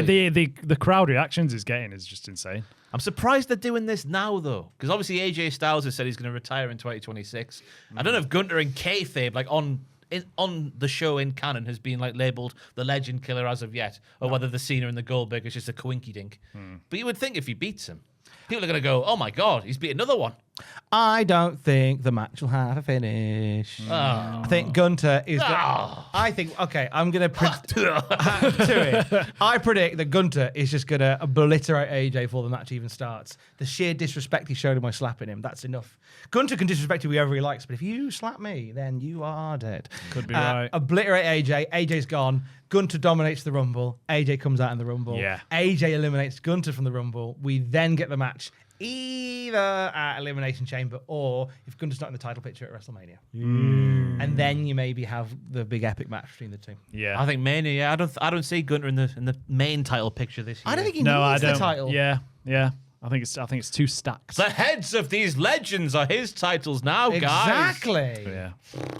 Becky Lynch defeats Maxine Dupree to reclaim the women's intercontinental title, and she goes on the the red carpet for the Star Trek or Star Wars, whatever the bollocks she was doing. Trek. She loved $1 million. Again, another surprising title change, which I think was done for other reasons. Star Trek. Yeah, it was. The first one was because, hey, watch Netflix, watch wrestling. There's the wrestling on the Netflix. Oh, we saw a title change, and then this one was, oh, Becky Lynch is going on the red carpet. Yeah. Let's give her a title to take with her. Yeah. Yeah, that's true. God, it's a not bit sad, isn't it? It's all just I think for this is business why purposes. I feel more disconnected from wrestling than I think I have ever felt. One of a few reasons why I feel so disconnected with wrestling. And because I feel like I can see why all these decisions are being made, and they're not because of the wrestling. Yeah. It's not the story. It's Not the story. Just business. It's yeah. all business. You know, it's all like we sort of hit this time in our lives where all these businnesmen are the stars rather than the they're stars. trying to make themselves the stars. Well, they already have. Look at me. I do it all. Think about it. X Factor was people going, what if we made the record label management the real stars of the show? That's what X Factor was. Dragon's Den is, what if we made these trust fund multimillionaires the stars of the show, not the inventors? It's that, and I feel that like shows as a whole have become more that. I guess it is different because you can always argue that it's always been about business. Hogan was always on top because he made the most money for the company. He drew Very the most true. money. But now that everything is out in the open, like the decision making, I know a lot of what we see on Unreal isn't actually real. It's just fabricated for that show within the concept of reality. But the fact that it's all out there, you are just hammered over the head with like the decision-making process compared to back in the day where it was all secrecy, wasn't it? Yeah, admittedly, I know we don't help. I know. Yeah. We don't help. We're the problem. We are, but the more the more they try and connect me with what goes on in wrestling, the less connected I feel to the wrestling. Yeah, I know what you're saying. Yeah, I do know what you're saying. Because I was enjoying Maxine Dupree's run as WIC We champion. didn't even get the main bloody storyline out of the reign, did we? No, yeah. Your what, fetish Nazi? coming in and wrecking house. I mean, that's another thing I was going to come to. Yeah. Where was my God. Where's my natty Neidhart? You cowards. Because surely she would have to have a couple of title defenses, Maxine Dupree. She's going great guns. Then Natalya Neidhart comes back. Segment on the TV show. Waboom! Maxine's down. How can she recover? Title match is now set up. She overcomes the big bad booty daddy, Natalya. Yeah. After a hot and sweaty match. And we didn't even get to that in the Surely trailer. that's where it should have gone. Yeah. Because I wasn't too sure about Maxine holding the belt, but I was like, okay, if we have a few more weeks, then she's got time to improve and let's see how it goes. And then no, it hasn't had that time at all. Just over. She's hardly had it. I mean, they might put it back on her now that the red carpet thing's done. I don't know. Yeah, maybe. It's like the Julia Chelsea Green bit, isn't it? Just keep swapping it. It's weird. But it's not as if she's like overly over, is it? Like when she's going out, the reactions they're all right, but they're not like, "Wow, it's Maxine Dupree." I mean, it was the matches leading up to it, wasn't it? When she was facing Becky, that she got all those reactions. Yeah. But I think she wrestles in slow motion as well. I'm going to say that this week. she's still very green, isn't she? When she was doing like run the ropes and the lariats and whatnot, I didn't believe that they hurt. It was just like, oh, let's do this spot here. Yeah, Well, she's a learned so little much bit. of her wrestling, like on live television. You know, it's Lucky like, bitch. it's like someone who's never acted before going, all right, you're on Emmerdale next week. Yeah, Figure it out as you go. Yeah, It's like learn on the job. So Yeah. which gives me more respect for her because I just go, well, fair play for where you're at now. You've learned it all on the job. Yeah, and you can tell she's still improving as well. Yeah, big style. Yeah. She's holding her own. It does feel like because she only beat Becky thanks to AJ Lee interfering, and now they've had a rematch and Becky's just won. So it feels like Becky cheated. She looked a bit. Yeah, she did cheat. She did suppose. cheat. But that's She Becky. didn't cheat. I can't do that, sorry. Even though that's what she's doing. There was a nice roll-up off a pin where Becky Lynch caught her leg while going for the Booker T backwards heel kick. A nice reversal by Maxine there. So it wasn't all too bad. She also did Maxine an RVD DDT bump, which I thought was very impressive. Yeah. Or a pack one if you watch AEW. Yeah, That yeah. one straight down. My goodness me, it was fantastic. And there was transitions towards the end of the match where the pair, I didn't feel really meshed. And obviously there was that bump that Becky didn't take, which Liv Morgan did take correctly. It was like the Gonzo bomb position. Yeah. Then Maxine drops to her arms. But Becky sort of fell forward into the ropes. Yeah. That makes Maxine look like a dick rather than Becky, even though I think it was on Becky that one, personally, because we saw Liv Morgan a few weeks ago, because I saw people on the X.com sharing that clip, and Liv takes the bump correctly. Yeah. It's a bit of a convoluted move, if you ask me. Yeah, and then the ending as well when she pinned her and Maxine just didn't look like she was struggling at all. I've seen people comment on that. Her shoulders were just down. She should have been flailing. Well, that's A because little Becky bit. Lynch weighs 500 pounds, Joel. I think the camera might have just been in the wrong place for her. She just didn't move at all, did she? It looked a little bit awkward, but yeah, It was all right. it was okay. But I love Becky with the belt. I just feel a bit sorry for Maxine because she didn't even get a chance of it, really. Exactly. Exactly. The Usos issued a bold warning for the Raw tag teams. We're going to be the best tag team in all the wrestling. We have been the best Yeet. tag team for a while now. If you're on Raw, you better watch out. Better not cry. Yeah. Why are they coming out to Jay's theme? Is that an error or is that on purpose? Because obviously it looked like they were going down Jey Uso becoming Roman Reigns, but not wanting to become Roman Reigns, but becoming Roman Reigns because he can't help it. Is that this? Or have they forgotten about that and this is just a mistake? Because they came out of Jay's theme. Yeah, it could be. It's a nice little detail if it is on purpose. I don't think it is, though. I've lost all faith in them. Yeah, I'm not sure. Either. Yeah. It's just me, Oos, and there's two of them. Yeah. I'd love to think that it's part of that story in that Jimmy is going, I can see my brother turning into something that he wouldn't want to be. Yeah. So we're going to reform the team I'm going to keep you by my side. And then when they lose the belts, that's when Jay goes, off you go, big heel turn. But then obviously we get Jimmy versus Jay again. And I'm like, oh. Run it back at WrestleMania, baby. 2 words. Oh no. Because it did look like they forgot about that Jey Uso heel turn soon after Survivor Series. And this might go back. I don't know. I've lost all faith. It's hard to tell, isn't it? I'm not sure. I think maybe they come back to it, but I think it'll be a while now. I think they'll stay a tag team for at least till Mania. Gonna be honest, lads. I don't know how much longer I trust the process. Yeah. Do my best to trust the process. Yeah, it's hard to trust the process. The process has changed over the last year. Yeah, I think it has, and I'm struggling to trust it. The process has turned untrustworthy. Yeah, An like untrustworthy the traitors. Oh, what a show! I've not watched the second yet, so be careful. Okay, all right. Yeah, it's on my list. Do you know the new twist? No. Okay, it doesn't matter. Oh, is that a big one? Is it? Well, there's a little twist. They're all dogs and cats, and they've got to get on. But there's one cat that's dressed as a dog. You got to figure out which one it is. There must be 3 cats. Meow. I mean, there must be 3 cats because you don't get a dog that's a traitor. Oh, that's right. I'm actually a bad boy, but I'll pretend to be a good boy. 1 week after successfully defending the women's world title in a triple threat match against Raquel Rodriguez and Nikki Bella, Stephanie McQueen was attacked by Rodriguez. My goodness me. So this was setting up to me like it was going to be a vacation. Not in terms of a holiday, but a championship vacation, because at the start of the segment, we hear she has been your champion for 108 days.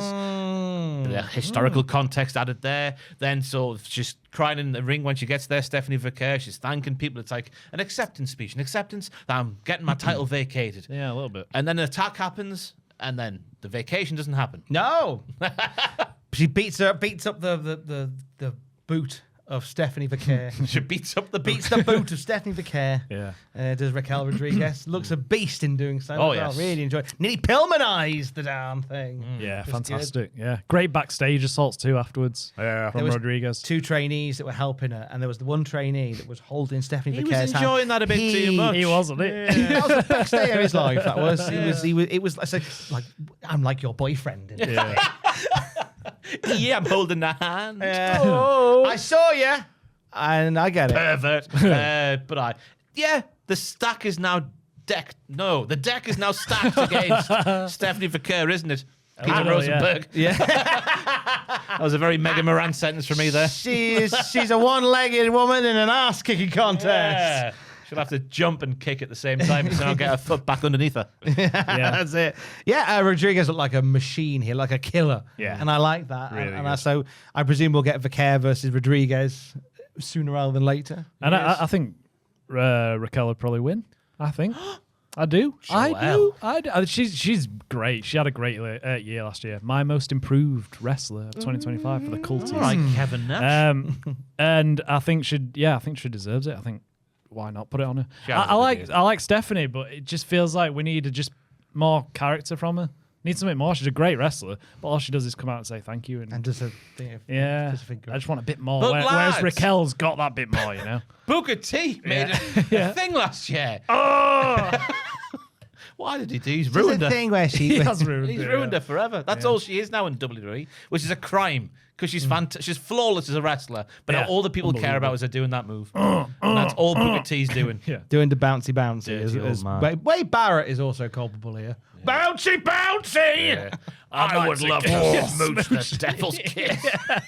You can't say that You way. cannot say that. Diabolical. It seems like Nikki's gone from the title picture, which is all right with me. She is busy at the moment. Yeah. She's with a younger model. Well, Yeah. I read that TMZ article where it's Yeah. like in the headline, she's in a relationship with that young whippersnapper. And in the article itself, it says Nikki has confirmed that she is not in a relationship and is living life to the fullest. Oh, really? What is it, TMZ? Maybe just it's dated. casual. Yeah. Cash. Is he an NFL boy? Yeah, I think so. Yeah, fair play. Yeah. Fair play indeed. Fair play. Fair play to them both. Good work, sir. Have Good work. fun. Life's too short. Up the stepmothers. Liv Morgan. defeats Little insight into Ross's search history there. Lyra Valkyria was defeated by Liv Morgan, pals. She was indeed, pals. Morgan's first in-ring match. Liv Morgan's in-ring return. Yeah. On TV. Yeah. She's done a few house show bits during the holiday tour. So she's back on the telly now. She look good in there. Look good. Oh, yeah. I'm enjoying the Liv Morgan, Roxanne Perez chemistry those two have. Intriguing. Yeah. It's impossible not to sound a little bit dirty when It you is, say and it is impossible. When's the Judgment Day splitting up?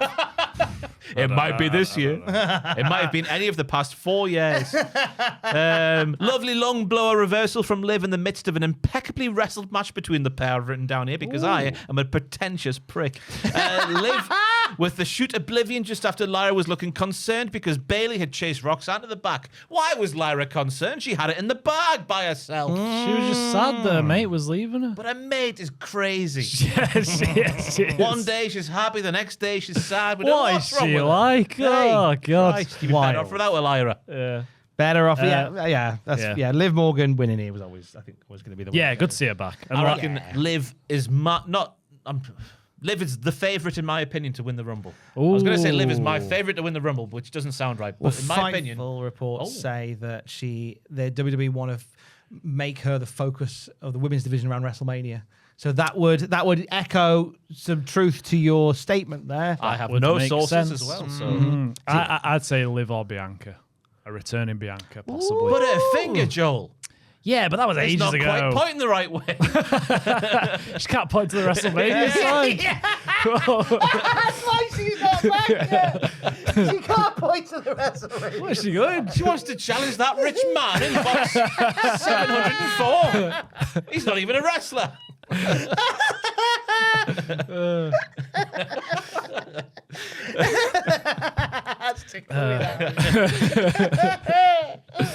Yeah, good match. It was, yeah. Lyra, a really good opponent for her. Yeah. Two good wrestlers, up the wrestlers. Up the wrestler. And in your main event of the evening, as Unai Emery would say, Evening. World Heavyweight Champion CM Punk defeats Bron Breakker in what I would label a minor upset. I was expecting Braun to win the world title. Weird. I don't know.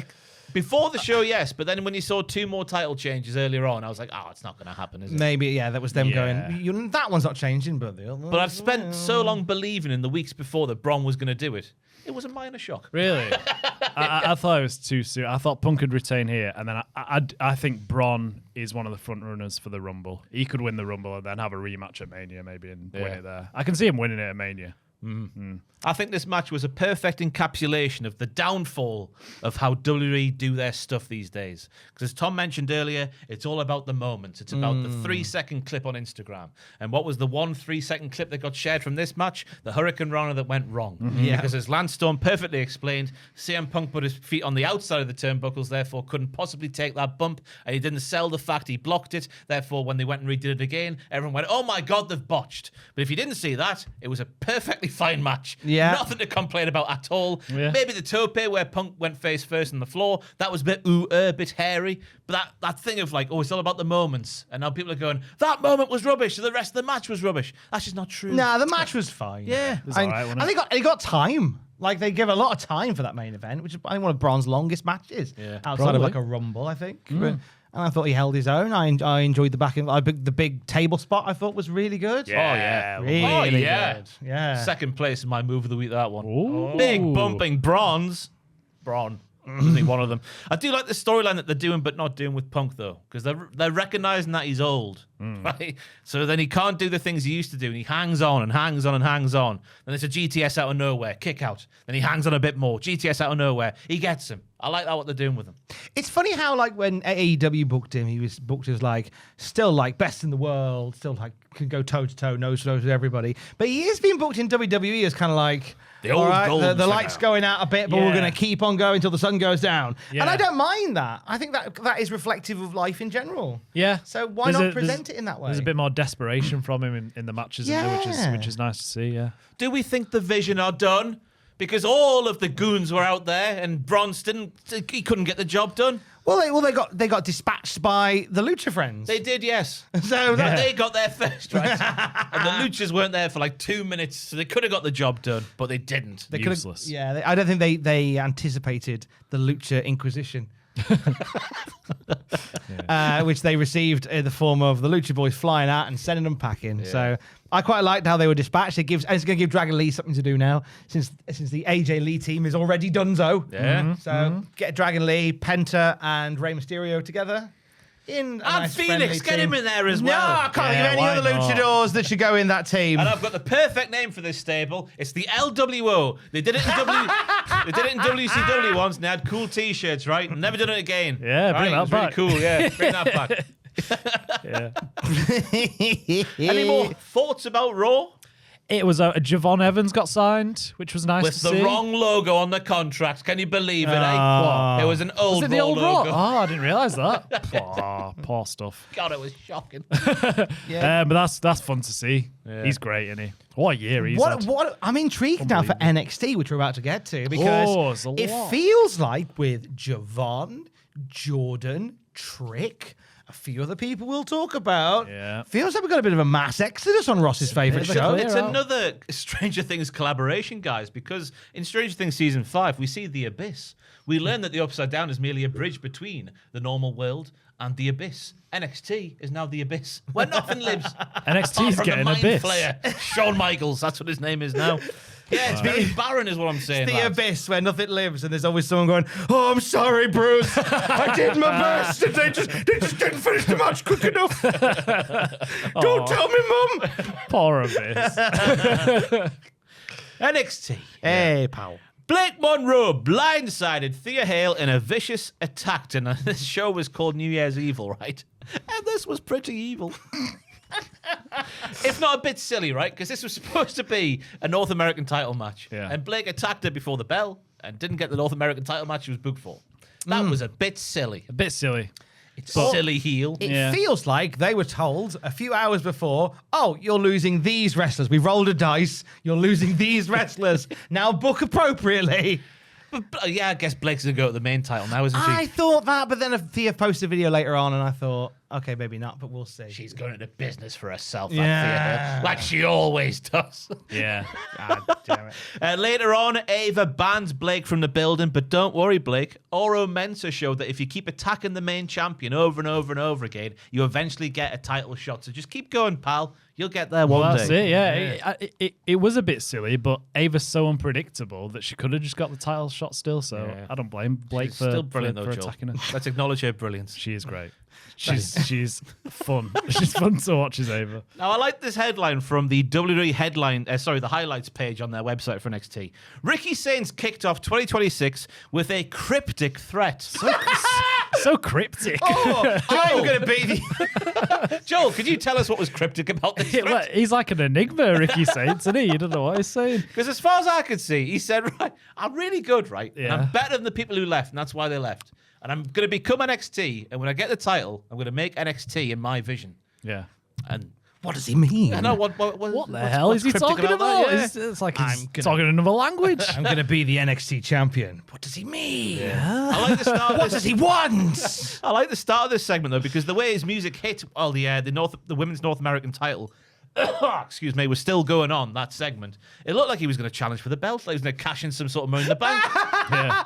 Thea Hale, get in the ring now. I want that women's North American title. Of course, I remember this is modern day WWE, so women move aside. That's a fair comment, I think. Here comes the man. That's how they book their things now, Joel. Yeah. No, it's fair. It's fair enough. Yeah. Thoughts on this cryptic threat? I thought it was quite good heel work saying that everyone was basically scared of competing with him, so they've moved on to Raw and SmackDown. But in reality, that doesn't make sense. They were just really good, so they got called up. No, the delusional mind of Ricky Saints makes all the sense in the world. I think Yeah. this is much the shoe fits much better here. 100 as a heel. Yeah. 100%. Yeah. And a soul, sorry. He says he wants to finish what he started with Oba, so it seems like they might get a match. Nope, but also, not anymore. But also, for what comes later on, it's like, well, maybe not. So that was a bit weird. Him What a even weird mentioning thing it. to say, Yeah. knowing that was going to be the outcome. Yeah. Like, hey, this is my promo for tonight. What do you reckon? I can't see a single gap in logic. That'll be fine. To be Off you fair, go. though, now next week Ricky Saints go, look, he ran away as well. That's true. It just adds to what. Yeah. Does add to it, I guess. Brilliant writing from Chef Michaels once again. And the cat. I enjoyed Ava backstage, stressed at the start of the show. Poor Tim in the truck gets a chewing out. Yeah. Like Passing the buck again, isn't she? Tim, play the video. You know, if she was a good general manager, she would have had security walk out there with Blake Monroe and stop it. Oh, sorry, with Thea Hale and stop her being attacked. That was her fault. That was Ava's fault. And she's passing the buck to Robert Stone, who is a dick as well, but he doesn't deserve that buck to be passed. She's too busy running a show. There's a few things that Ava does tonight that I don't think she's as good a general manager as you always make her out to be. I would like to clarify when I say the brilliant Ava, it's always laced in sarcasm.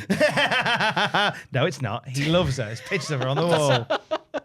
How did you get in my room? Tatum Paxley defeats Izzy Dame. Oh my goodness me. Right. So she does the bollocks with the opening segment. She could have security out there if she wanted to, Ava, but she doesn't. It all goes off the rails. She blames Robert Stone. And then she's like, right, these two are meant to wrestle later. They're going to wrestle now. They might not have warmed up. If we had a hamstring pull for Tatum Paxley, a snapped Achilles for Izzy Dame, it's squarely at the feet of Ava. The blame. That's true. This was reckless, easy for me to say, reckless general managership. From this incompetent imbecile. Ava. You've changed your tune. Yeah, she's rubbish. She is awful. Poor management again. How many weeks in a row, Ava? I'll tell you, 73 and I'm counting. Must be a nightmare working there in kayfabe. Like, Jesus. Me think you do protest too much. That being said, though, the match where the two lasses had to get their boots on quicker than they might have done in previous lives. What am I talking about here? Previous lives. Dame has improved massively. A lot of this match was her on the attack and her looking good in that role, I thought. She was very domineering, very Natalia Neidharty, Tom. Very powerful here against Tatum. And a surprisingly clean result at the end, I thought. I thought that considering this is like their first one-on-one since the great breakup, I thought this might have they had spun off into more. What was the they had a match before this, didn't they? They did, yes. Oh, did they? I think Izzy Dame won it, didn't she? Yes. Oh, okay, so 50-50. It is what it is. There was doll bollocks involved. This one had less dolls involved, which I liked. I stand corrected. So they just won one now, I think. I think so, Yeah, yes. one apiece. That might be a cage match job in the background. Yeah, this did feel like the blow-off match where Tatum gets her big win. But now, what comes later on in the show, it might carry on a bit more. It's brilliant. It's brilliant. I was angry when it happened, but I took a step back out. Well, when I stepped outside and smelled that fresh Newcastle air and thought about Stand and Deliver this year, when Tay gets the win against Izzy Dame, it'll all be worth it. Yeah. She's going to play, and other songs by Taylor Swift. One about Ophelia. And the Allegiant Stadium just erupts and ticker tape flies through the crowd. Exactly. But I think wrestling is cool again, Michael Cole. Yes, it is. God, I love wrestling. Yes. Yeah. Wrestling is better than sports entertainment, and Tay displays that with great pomp and circumstance. Right. The bit in the match which made me go ooh was the spear through the bottom of middle ropes, forcing Izzy Dame to spike herself on the floor. Apart from that, that was horrible. Apart from that, fantastic wrestling from both ladies. Looks nasty, that though. That looked horrible. Ooh, yeah, great match. God, how much of a mark am I, guys? Right, I wrote in my notes here: Tatum won the war, and she will be women's champion again. Not knowing what was coming. That statement's in the bin. Next up, we meet a Frenchman in a mask, and he says hello, or as the French would say, hello. He is the White Eagle, Philo Lefleur. I believe you know him personally, Tom, probably. The former Aigle Blanc wrestled for North Wrestling a few times. He's part of the NCL Cup in 2024. What a lovely man. Yeah. Yeah, excellent. I'm really happy to see him get show. He popped up on the AAA shows recently. That was kind of his first outing under the WWE umbrella.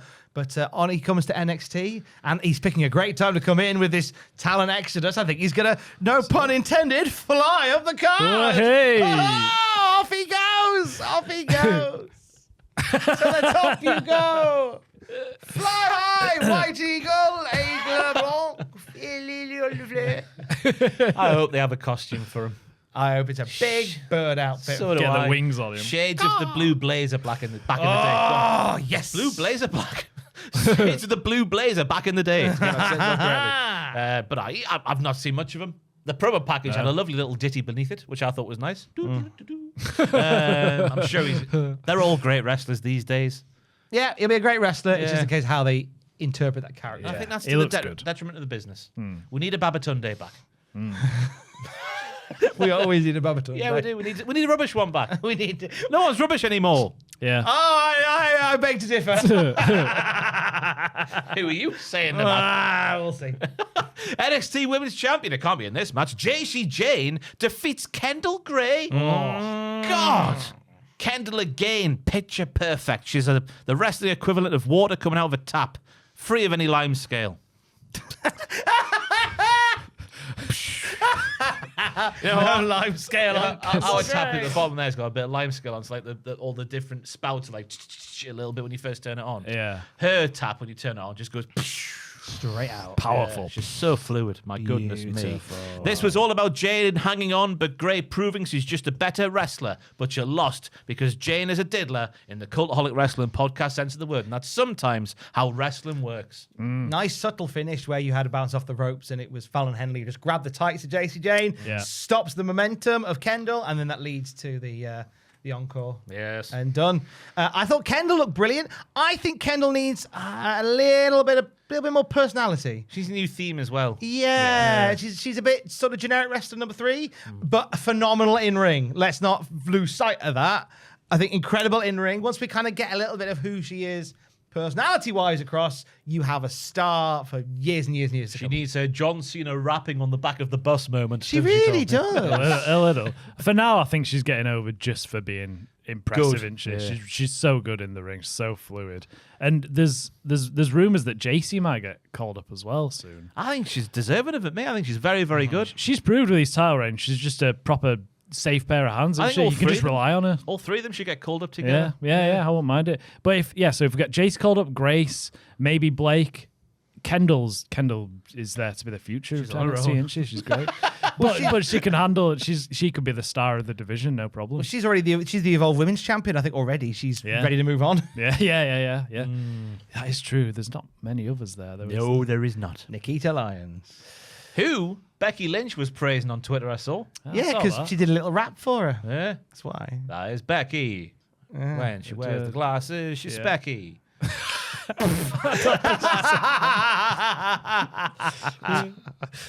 Nailed it. She always turns the lights off and saves on the lecky. Yeah, nice. She's in a new version of Star Trek.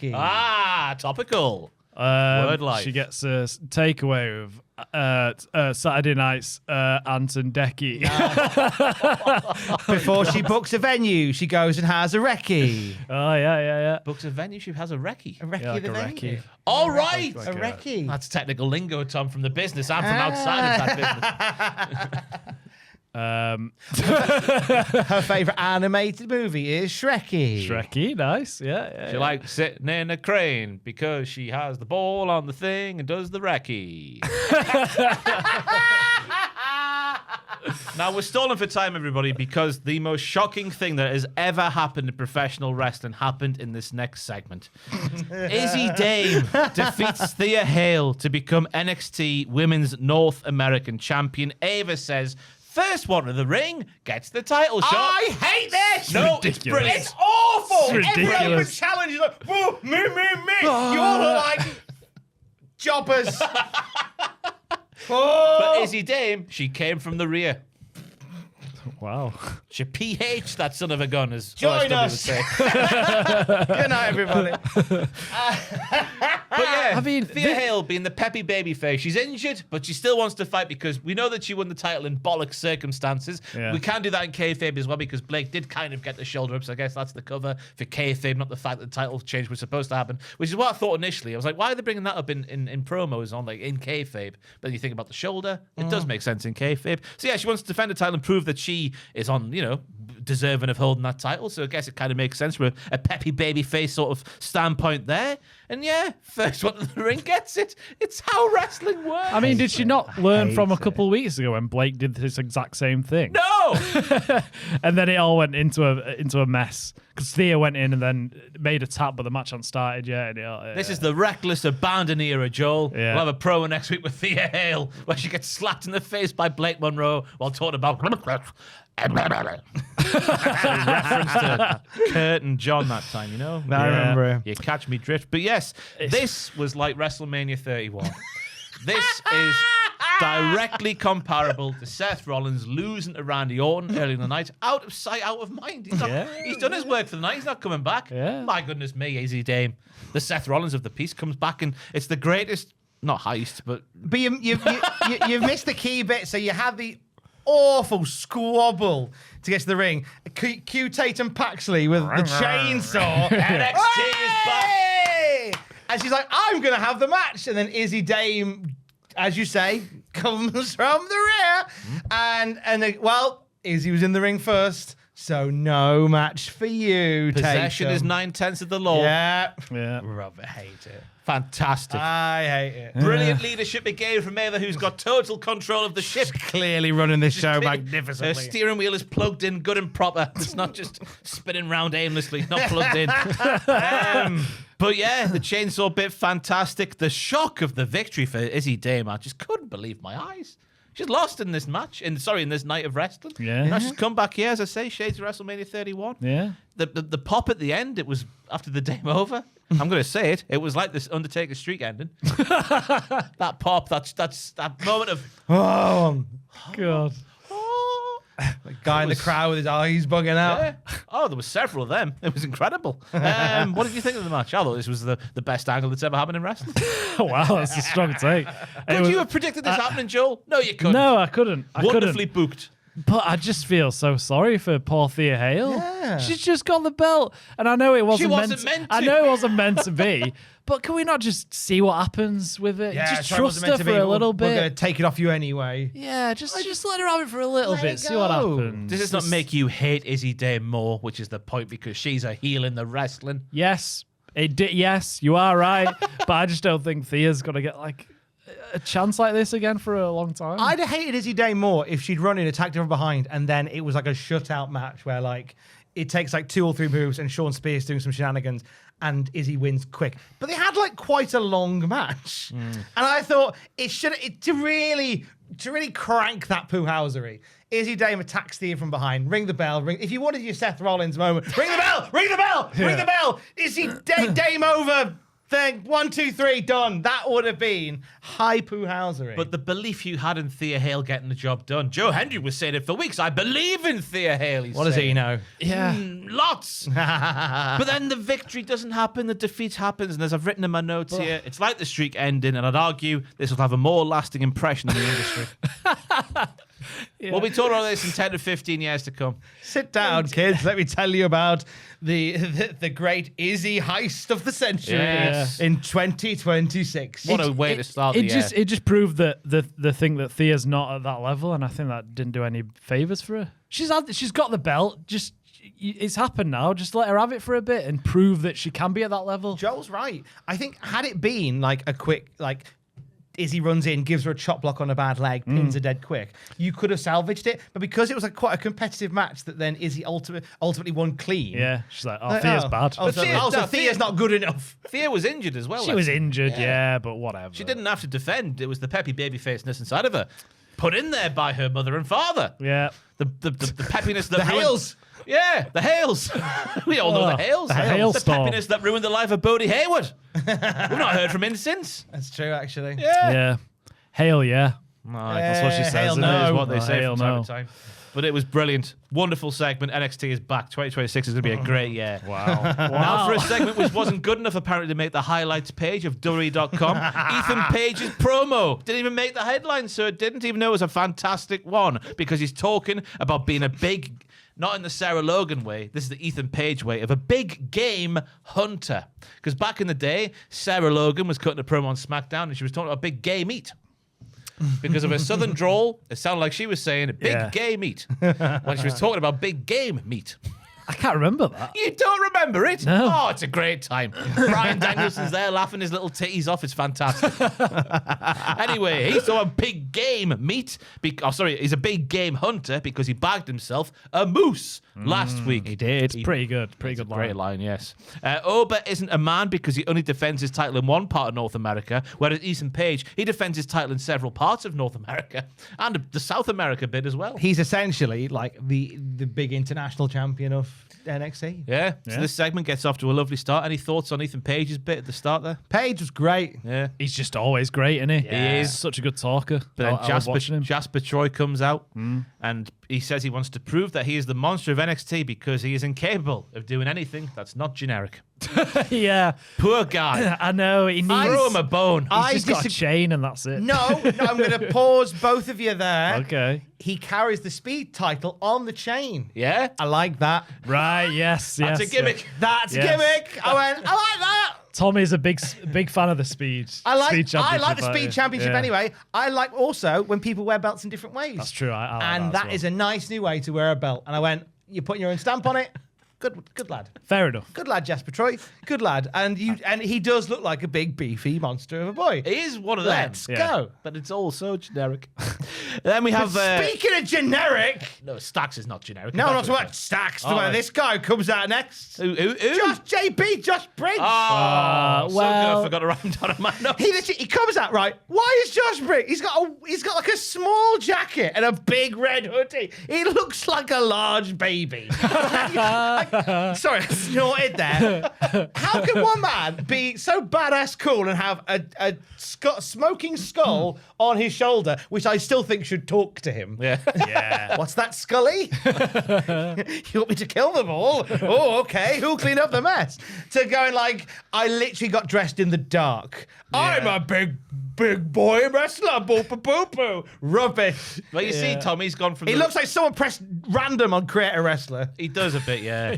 But he's also going through this weird, torrid time where his promos used to be fantastic, but as the years go on, they regress and they regress and they regress. It's like he's, It's a weird thing. like he's forgetting words. Yeah, he's a fantastic actor back in the BJ and Keanu James days and Sebastian. No, don't go after him, BJ. Leave him alone. He's great back then, but yeah, he is so generic. Actually, I didn't put him in my notes. Then we see Stacks come out. He's speaking about this being a cannoli measuring contest. I like that. Because he's comparing Winkies, Joel, to cannolis. It's cannolis. And cannolis are delicious. Have you had a good cannoli? Yeah. In Italy, I had one. It was very good. Of course you did. Very good. You are food man, Joel. I had a good cannoli in Little Italy. Ah. In New York. Yeah. We had, that we had a was good. tour of Little Italy, and then at the end they went, we're going to go and get a cannoli. And outside this place, this guy was shot. Have a cannoli. I definitely will have a cannoli. And think about a man getting shot to death on the steps of this Did he get cafe. shot for his cannoli? I don't know whether it was over the cannoli. I think it was over some gangster mafia-y stuff. But it was a nice little story he told us as we were having a cannoli. Oh, very good. Very good. A man died here in this spot. Lovely. A nice cannoli. Holy I love that tour. It's great. Reminds me of the Italian version of Star Wars, which starred Obi-Wan Kenobi. Oh, God. Oh! On that same tour, little side quest. On that same tour, we went to a place where they filmed scenes in The Sopranos, which was a speakeasy back in the day. So cool. when they'd have a little space upstairs where they'd offer coffee and cake. So you come. I'm here for you go to the place. I'm here for coffee and cake, and you go upstairs, and they have little coffee, and then you go upstairs, and they'd have all this hooch, homemade hooch, and you have a little cheeky. The Alga Pop. Well, no, well, yeah, that's it. There was a lemon on the side. They'd have some homemade beers and stuff because it was during the Probation. During probation, Yeah. and then when the policeman would turn up, they go, "Oh, it's just coffee and cake upstairs." You get a little warning, and then they get rid of all the drinks, and you'd have coffee and cake, and they come upstairs. They go, "Oh, it's just lots of people eating coffee and cake." That's great. Whilst we were there and getting this tour, as we were leaving, a fire marshal arrived, to which I went up to him and going, "We're just having coffee and cake!" And everybody laughed. Yeah. And everyone on the airline applauded. That's good. That is good. Everyone on the airline applauded. I like that. Stuff. Great days. That's nice. What were we talking about? Oh, yeah, Stacks. It's Josh Briggs. Stacks was there. Oh, yeah, Stacks. And at this point, I was thinking, Christ alive, the mid-card NXT is bad. But then... And then it got worse. No, it got better for a bit. Well- Shiloh Hill and Tavion Heights came out. The Yeah. saviors of the mid-card of NXT. Then we see a Shiloh bit Hill. of dancing with Ariana Grace and Shiloh Hill. Shiloh's teeth falls out onto the chest of Ariana Grace. She didn't like that. Oh, would you like it? No, I wouldn't. no. Goodness knows where that tooth is. Well, it's been in his mouth. In But his mouth. what it's been through. Yeah. This man could be Illuminati. Could be eating bodies and all sorts. Babies and... and ultimately, I've written down what we're all thinking at home, obviously. Where was Lexus King in this segment? We're talking about the NXT mid-card scene. just as he was starting to get good, Lexus King has been taken off TV, or when he is used on TV, he's now a jobber. It makes no sense to me. He's the Kit Wilson of NXT. Yeah, it's a shame. Because as Booker T calls him, he's a rock star. He's all right, actually, isn't he? Yeah. His recent matches, I've been like, I like this guy. Yeah. But he just loses. Amongst all of this, it was announced that Shyla Hill is going to face Stax for the TNA International title next week. Shallow sub-win. And Tavion Heights is going to face Jasper Troy for the Speed title. I don't care. And Ethan Page is just hanging around. He's probably going to Mexico Just going soon. to go to Mexico. Yeah. Just going to go be brilliant somewhere else. And we round off this episode of NXT, my goodness me, with NXT champion Obafemi defeating X Division champion, complete with new teeth, which look fantastic, by the way. Leon Slater, my goodness me. That cook Carlos Silva sat in the front row, cheering his next to party on.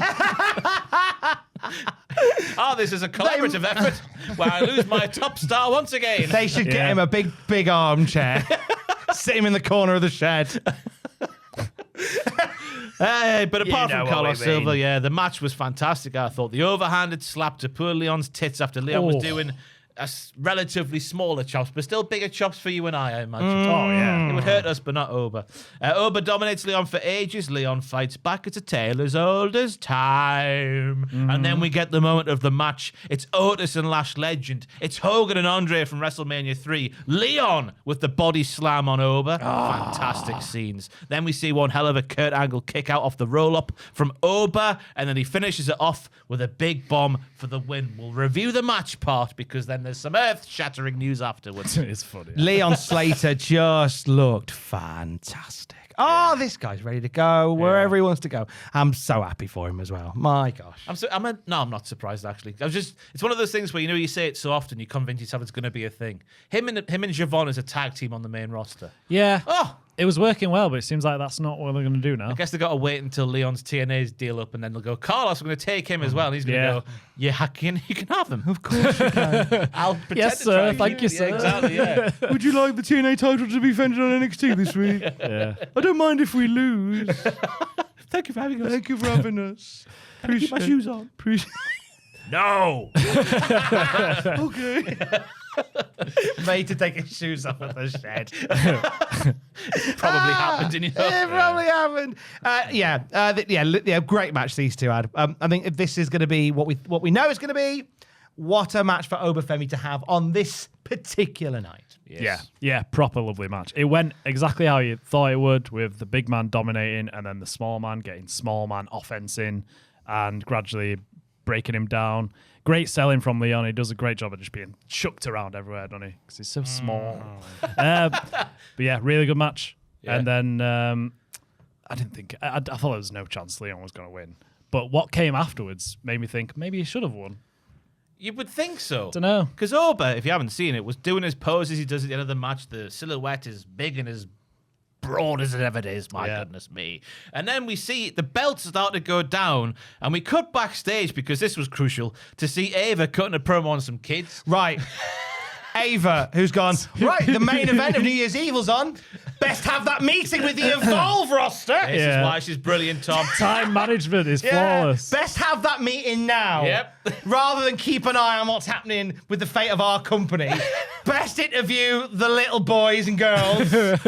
Christ, Ava. If you remember the World Cup of 2010 when England were playing America and Gerrard has the shot, an ITV over here in the UK. Do you remember? Cut away to an advert for Coronation Street or something. This was like this. So Oba's in the process of putting the belt down. Then we cut away over backstage going, bloody hell, I've lost all my wrestlers. You lot better be good. And then it cuts... Yeah, pretty much. And then it cuts back to the belt on the floor. Oba's gone. We missed the actual Oba putting the belt down to signify his time is over in NXT. It's a monumental moment. He's vacating the title. It's the most badass way to go out with a developmental promotion to go after the main roster. But no, we had to watch Ava having the pointless meeting instead. Such as NXT. What was this? I don't know. I get what they were doing. He vanished. Yeah, like into thin air. I like the idea of the lights going out, coming back on, Oba's gone, the belt's there. Because initially I was like, you could have had him lose the belt somewhere on the way out, but instead, and I've percolated on this. I was saying to Sam, I was saying with Andrew on the news on Thursday, percolated on this, and it's almost like that Thanos is coming type moment where it's like, He's left the... Oh, he's off to the main road. Oh, someone's going to die. Yeah. Oh! It's like that scene at the end of Avengers where it's like Thanos goes, fine, I'll do it myself. Like, whoa, he's off. Yeah, I is cool. agree, because I did think at first he should have dropped it to someone on his way out. But you've got to keep Oba strong. It keeps the aura. Yeah, it really does. And him coming to the main roster now, you're like, whoa. It's still like no one's... Well, Ricky beat him, and then he got it back. Remember that? That was weird. Tony beat him. Yeah, Tony beat him. Tony was there as well in the crowd looking at the belt. Because his appearances so far have been deserving of this booking. Because Tom, every time he's come out since he's returned, there's been no noise whatsoever. So they've had him be the main guy of like, oh, he's going to be the next champion. No one recognizes him anymore. I love that they go, why do we book Tony D'Angelo to be Sting in 97? He's just in the crowd, in the rafters, but with like -10 aura. It just looks like he's waiting for the bus. Yeah. He's got his big coat. Big coat on outside. Oh, Christ, it's 5 minutes late. Yeah. But that was the end of that prime NXT, by the way. A lot of shocking stuff. Didn't expect any of it, really. We are back. We're just missing a gobbledygook or something like that to top off that wonderful cake anyway. AEW, do you want a break or not? Are we right to continue? I'm Good? all right to continue. I'm all right. Go on, Yeah, I'll yeah, continue. Go on. Go on then. Oh, go on then. Jim Ross returns on AEW Dynamite because Oklahoma. Boomer sooner. And I will say this, I'm normally very critical of Jim Ross. I thought on the whole, he was fine here because he was very much just like a third voice that piped in just every so often, did his catchphrases, bit confused sometimes as to who was a babyface and who was a heel because he's really been paying attention to the product while he's been off. But I thought I've moaned about him a lot, taking over, sometimes sounding a little bit on the drink.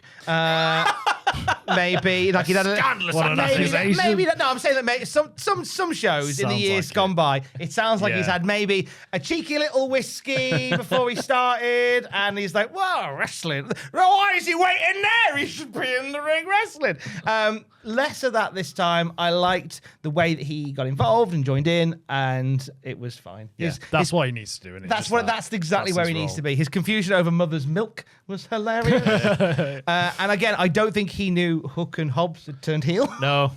He was a bit confused by Sammy Guevara standing in the company as well, if I can remember correctly. Yeah. That was a bit I funny. was a bit. I feel like we haven't seen Sammy in ages. He's a Ring of Honor. He's a Ring of Honor. I don't watch Ring of Honor, Nobody does. Nobody does. That's the problem. That's why JR's confused. But I think it's just going to be a one-night thing, isn't it? Because he's been through the ringer this year. Well, last year, hasn't he, Jim? Sounds like it, yeah. I don't think we need him back full time. No. I'm glad he's doing well, Let him sit down with a nice cup of gravy. There you go. Ooh, a bit of Bovril. Oh, my God, Bob. My God. We have a newest Don Callis family member for the first time in this episode of Dynamite, but not the last, because Jake Doyle is revealed to have been collecting the bounty on old Jet Speed. Jet Speed have been thwacked backstage. Where are they, we say? Their locker room is there, but the human vessels, they are not. But then Jake Doyle is here. I just thought it was Mark Davis until I opened my eyes properly. Yeah, he really does look like him him. and Mark Davis look very similar. Is, of course, the former TNA man, Jake something. Under his real name. Yeah.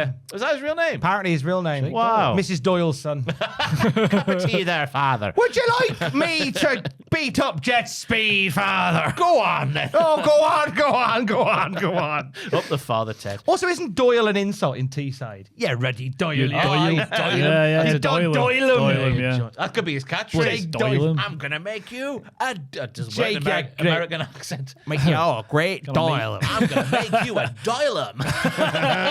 Yeah, ready, Doyle. I slap the same as in Geordie where you're a bloody Doylem. Aye. But yeah, the tag team between those two in particular, Davis and I said Doylem there. Davis and Doyle. That's what his name We're is. calling him Doyle. Davis and Doylem looked fantastic. I thought as a pair. He's huge. He's a big man. He's scary. He's a real man. Oh, yeah. He's a real man. Got a bit of the Drew McIntyre about him. Oh, I didn't realize he'd been in AEW before. In 2022, we had a few fleeting appearances. He Oh. did. Yes. Never knew. I'd forgotten too. Such a big boy. It's hard to miss him, but I did. AEW Continental Championship Eliminator. John Moxley, the champion, defeats Shelton Benjamin, who I thought looked emotional during his entrance, but I looked on Twitter and it was just water he sprayed on his head.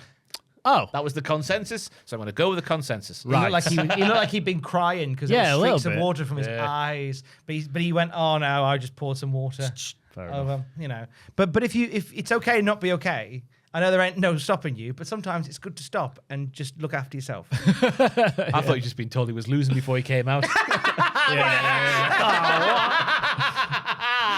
No, surely not. Because we know the Hurt Business do not like losing.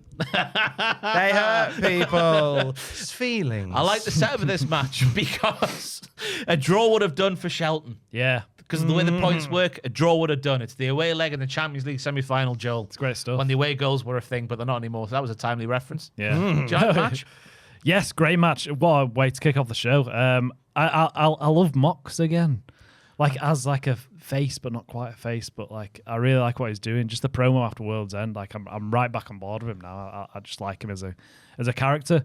And I like that he didn't shake his hand at the start. He was like, no. And then at the end, he did shake his hand. I thought that was a nice touch. He has to prove himself first, and then he'll shake your hand. The match was great. The Blackpool Combat Club's catchphrase, wasn't it, back in the day?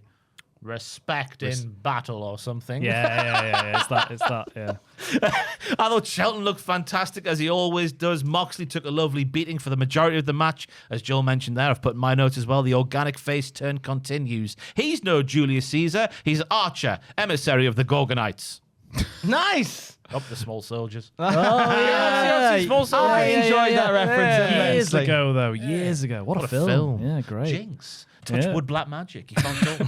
But you can because it's a podcast. Naturally, it turns into a back and forth between the pair. Moxley trying to lock on bare submission holds. Shelton using the power that he has in his arms and his legs to stop those holds. Yeah. Dive, duck, dip, dive, and dodge, the name of the game for Moxley as the time limit drew closer. He needs to get the win, but the clock was ticking. Then he gets it done comfortably. 5 seconds. Oh, there you go. An MVP looked very upset. I liked the ending, though. It was Nice finish, nice, yes. Add some meaning to the eliminator matches. Like, as you say, if he'd drawn, there would have been a title match. Yeah. So being that close but not getting it is a nice bit of storytelling. Yeah. Down for it. Down Lovely for it. stuff. Trios match, Jungle Jack Perry. Who the bloody hell is he going to tag team with? Because we've seen the bounties being taken out on Jet Speed. They are now dead. Yeah. Not actually dead, but figuratively speaking at this point in the show. It wasn't a bounty. It was someone paying somebody to take them out backstage. I thought you were going to Yeah, say it I was like a that. galaxy. It was It's a Malteser. topic. The 90s one. The night is Aztec bar. But it's the returning Young Bucks who now have their their old theme back. They no longer got the Succession-esque theme. They've got Yes. the Super Kick Party theme to signify they are babyfaces once again. Well Yeah. and truly back. What do you think of Bucks being face? Good. Yeah. Just watching them wrestle is a great time, and I don't mind that. I see. I feel like I like the Young Bucks more than most people because they get hated on a lot, don't they? But I can take it or leave it. They haven't. Yeah, it's fine. It was just the repetitive. I think me and the departed Jack the Jobber always felt the same. Yeah. The repeated storyline of who are the Young Bucks' friends. Yeah. Wore thin like the third or fourth time. Yeah, Then we're on definitely. like the seventh time with Kenny Omega recently. Now they're all just baby faces and doing good wrestling every time they appear. Yeah. That's all it has to be because they are fantastic every time you see them. Yeah, but it is a bit weird because like there were heels for so long, like unbearable heels each week. They were just so annoying, and now it feels like really quickly they've gone face, and it's just a little bit hard to care about. It is when you got Jungle Jack with them. Jungle Yeah. Jack, who a couple of months ago was sending them knives in the mail. Yeah. Stick the knife where you want to put it, baby. I forgot about that. Now they're all pals at the palace now. But this was just with all due respect, the middle of the show wrestle wank. But it was just over a quarter of into the 2 hours. Yeah. But by the time it ended, we were halfway through the show. So it still qualifies as the middle of the show wrestle wank. It was great from start to finish. Had a bit of everything. Both teams giving as good as they got as I continue to make very wishy-washy notes with no real substance behind them at all. Toa Leona with the move of the match for me. The three-man Simone Job. He That looks was really nice. good. Oh, yeah. He looks great. He's ever so good, isn't he? He's improving a good. lot. Yeah, There's a I guy I like want him. to see at some point go on his own. Yeah, a little singles push. Be nice, yeah. Was that your move of the week? No. Oh, no. That's later in this very show, though, Joel. Okay, very exciting. Don't you go? Oh, I know you are. Any more thoughts on this one? Just a really fun 6-man that I was surprised went as long as it did. Yeah. As you said, it's half the show done. Yeah, Lovely. Same. Yeah. I don't mind AEW shows where they go, because let me see. So there was 1, 2, 3, 4, 5 matches Yeah. in a 2-hour show. All got a bit of time. Yeah, 5. Yeah. Main event got a lot of time. So yeah, happy with that. All right. And then, if the match wasn't enough for you in this segment, Davis and Doylem are out there for the attack on the faces. And we also learn that Jet Speed have not died because they come out with pipes. There wasn't much pop for them, which was a bit of a shame. I thought that as well. Yes. But then a masked assailant hops into the ring. He's got a big coat on. It's cold outside. He's wearing Andrade's mask. He's got Andrade's hair. He's wearing Andrade's coat. Could it be? He has hit Andrade's moves. Who's this? Saying Wonder commentary. It can't be. Takes off the Andrade mask. It's Andrade. My God. No. I was fully expecting Charlotte Flair. That would have been hilarious. But Andrade is the newest member of the Don Callis family, the biggest family in the world. Got 2 new members on this episode of Dynamite, as far as I could see. Was Jake confirmed as Don Callis family before this? He was. Yes. So we knew this before tonight. As I say, No. It was confirmed before this segment. Yeah. Before the segment, yeah. He's but part of the two family. new ones tonight. Yeah, part of the family. Man. Right. Does it need to get any bigger? It's a hard task to stand out now, isn't it? It is literally now. When WCW wanted to have it, so you had WCW and NWO as separate shows, you could do a separate AEW show with just the Don Callis family now. You really could. You actually could do a Don Callis family collision. AEW Callis. Collision. Yeah, there you go. Yeah. Right Nice, itself. nice. Yeah, there's a lot. There's a lot of people. Rest in peace, Lance Archer. Yeah, remember him? Lance Archer, Josh Alexander. The other I don't want to play with Hechicero. What a boy. So many lads just can't stand out now. They'll get just thrown in multi-man matches. I mean, on the tier list we did, I was calling Hechicero the Claude Makalele of the Don Callis family. He's never a focal point, but you put him in a multi-man match and he always stands out. He's great. Always Every holds it time, together. yeah. That's all a lot of them can be now. Because I you know. assume Andrade's gone above them in the pecking order. Yeah, you assume Takeshita will probably leave soon. Yeah. With him and Okada. Okada's in it as well, the yeah. feud that's going on there. Yeah, that's taking its time, but I think eventually we'll have a blow-off match with those. Yeah. Yeah, I was good to see Andrade. I hope he stays in the company this time. I tell you what, after the last couple of years of his career, I could not give less of a toss. Yeah. I'm not expecting anything. It's hard to have faith that they'll do anything with him or If it doesn't work out in this run, in his second run in AEW, after his 2 runs in WWE, maybe the company's not the problem. The optics aren't looking good. Maybe the company is not the problem. Mercedes Moné goes through it at Willow Nightingale's TBS Championship celebration. Willow makes it clear that she wants to fight twice in one night because she now has 2 belts. If you want to fight her for a tag team one, she'll fight you. If you want to fight her for the other one, she'll fight for that one as well. She's got that Thea Hale spirit about her. She does. Except they want to keep the belts on. Yeah, that's the difference. Really enjoyed Mercedes selling the title lost last week like a death. She comes out with the veil on. Yeah. It's great. Or a wedding. She was dressed in white, I guess. Yeah.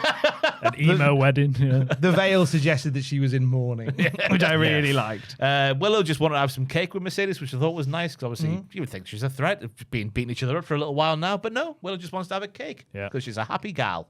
Then Monet kicked off and got Dr. bombed for her trouble. Yeah. I felt a bit sorry for her. I don't think there was a need to power bomb Good her. around her dead body. Yeah, she already had a face in the cake. That's humiliating enough. You don't. That need was to her own powerbomb fault, her. because she went for the attack on Willow, and Willow sidestepped. She did. And Chris was just holding the cake at the perfect angle. Yeah, what are the Mercedes went odds? face first into it. Telepathic alien cheers. Yeah, Old Chris Statlander. I really like what they're doing with Mercedes now, though. It's taken a long time to get here, but now we're in that story where it's just descended into she's losing her belts and she's losing her mind a bit. And Well, she failed to get the big one. fun. And now it's all just gone wrong. Yeah, The now it's going wrong. downfall will be studied.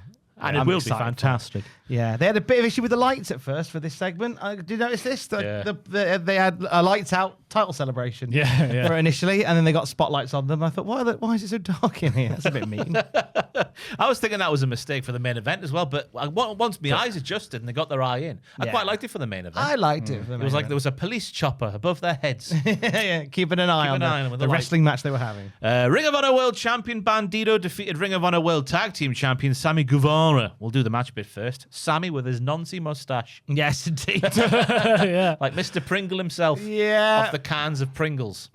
Yeah, it was. Has he still got his mustache? Well, Yeah, shaved of it. course. Yeah. Yeah. You can't shave his mustache. He has got something missing because it was a trivia question on the quiz I did over Christmas. His kids. He's missed. There's something that used to be His messy divorce with Mrs. Pringle. Mr. Pringle. A monocle? Did he used to have a monocle? Was it a monocle? I don't know. Do you know his full name? He's got a name as Mr. Percy. Pringle. Julius Pringle. Julius. Is this the video that Peter Austin did all about Oh, I the don't know. Pringles man? I'm not sure. I've heard it. He's somewhere. lost his hair. Oh. He's still his got- hair? Yeah, look, he used to have a nice. It's in an part- effort to simplify the design. Oh, what has happened to this world? Can't To a be man have fair, hair the anymore? hairline on the first one, on the initial Pringles image, The signs were there. the signs were there, and he's Yeah, just, that's true. and he's just taking control of his own destiny there, and I respect fair that. play, yeah, fair play. But I thought Sammy's performance was good. I mean, it's nothing new from what we haven't seen from him before in It the was a past. great match. He is a good wrestler. Cutting promos on the announcer's headset during the commercial break. He's spitting water at folk. It was good stuff. Another match, where both wrestlers nailed everything they were trying to do. The shock and the horror of this happening on AEW Dynamite. I do not know how they did it because it rarely ever happens. Yeah. That's me being sarcastic, by the way. It always bloody happens.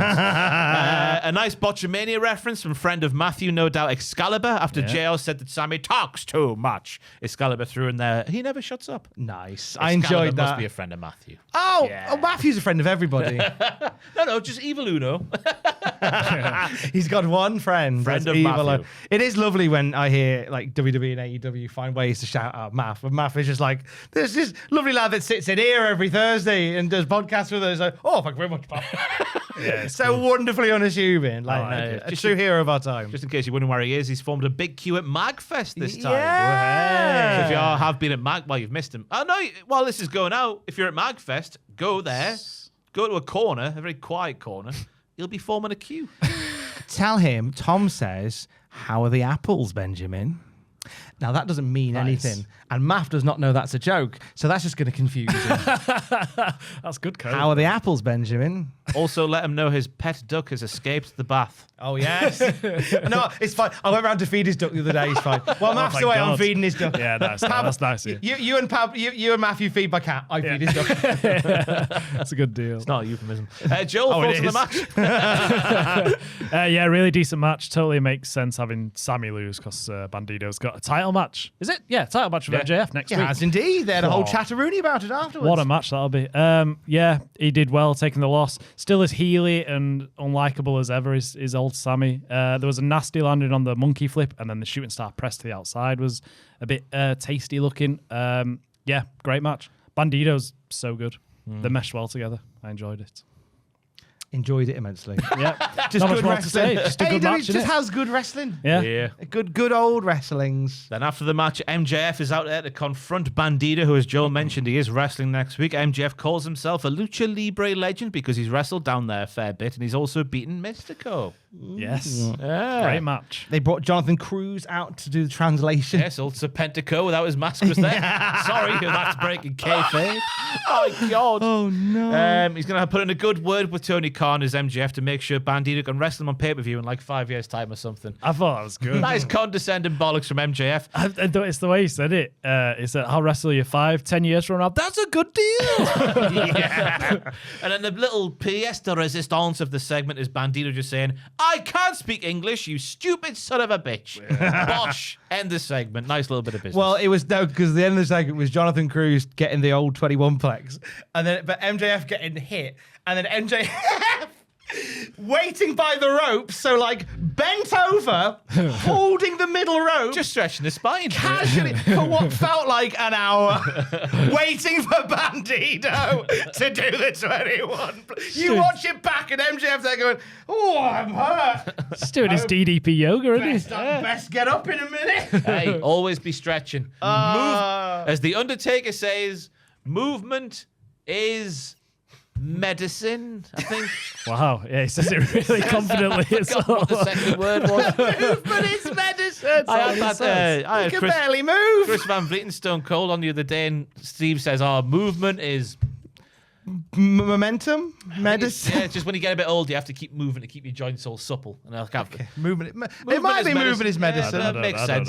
Whatever. Anyway, MJF stretching his back. Timeless Tony Storm defeats the problem. Marina Shafir by disqualification. Bit of fun with a sign for this one. Somebody got a sign confiscated from a show which said, "Tony, use this to tickle Marina's feet," and they'd put a feather on the sign. And somebody had confiscated it thinking they were just being a bit weird. When actually it's like, oh no, it codes well with the feud here, so it was allowed in, and you see the sign front and center after I think Marina makes her entrance. Yeah. Tony did not use the feather to tickle Marina's feet. Whilst it would have been on brand for Tony, would have been a strange departure from the match. Yeah. That's true. Yeah, Marina's too hard for that stuff. Yeah, tough.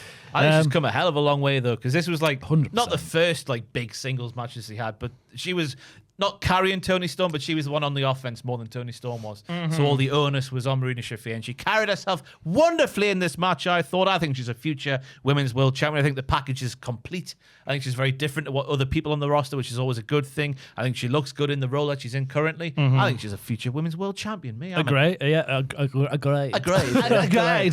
She's just hard, isn't she? She's tough. She just looks a threat, which is really, really nice to see. Match was all right, a bit meandering, but I thought it was fine. Tony's always the best, and Shafir looked like a proper threat. She's come a long way. And of course, the great Yuta, that little prick, has to end the match by pulling the ref out the ring while we're on a good time, as he always does. He pisses on our chips because he's a hairy little pisser. Chip Pisser. Chip Pisser. I'm Chip Pisser. Corporal Chip Pisser. And we get to the main event of the night. This is the lights out bit, not the Willow Nightingale bit. Lights out, Hangman and Swerve defeat the Ops, Hook, and Powerhouse Hobbs. And they took a little bit too literally the lights out stipulation very early in the match because they turned off all the lights and we couldn't see a bloody thing. But then we get the spotlight on, as I mentioned earlier, like a police chopper looking for a criminal running through a field. I like that. I thought it looked good in terms of a match. A little bit of Ron Seal in the sense that the Ops were on top for a long time. Then, they need to get something done with them. Get them on TV more week to week because the lack of reaction they get when Samoa Joe's not there is worrying. Yeah, Joe is the force that carries them, isn't it? Yeah. But they were good in this match, I thought. It's weird that thinking back, like, the Hook was the main event of the pay-per-view. You know, when he interfered in the cage match. And he still feels just like a background player, doesn't he? Yep. They haven't built on that, really. No. Hook's just there. He doesn't feel like a threat still, which is a bit of a shame. The match was fun. Lovely main event. I'm enjoying the pairing of Hangman and Swerve, where they can just team up and inflict violence on everyone. This match was like less violent than you might expect with those two in it. There was no blood. But I think that's fine. You don't need blood in them all, They still got some violent-y bits in there. It was still a bit brutal. Slam onto the cinder block. I think they were shooting cinder blocks, by the way. I think they were shooting They cinder didn't blocks. budge at all. Yeah. Not a single solid. crack. Swerve got world's strongest slammed on them, and then Hobbs got slammed. Oh, he got dead-eyed. Because that is, everybody, my move of the week. Whoa! Oh, my. Oh, baby.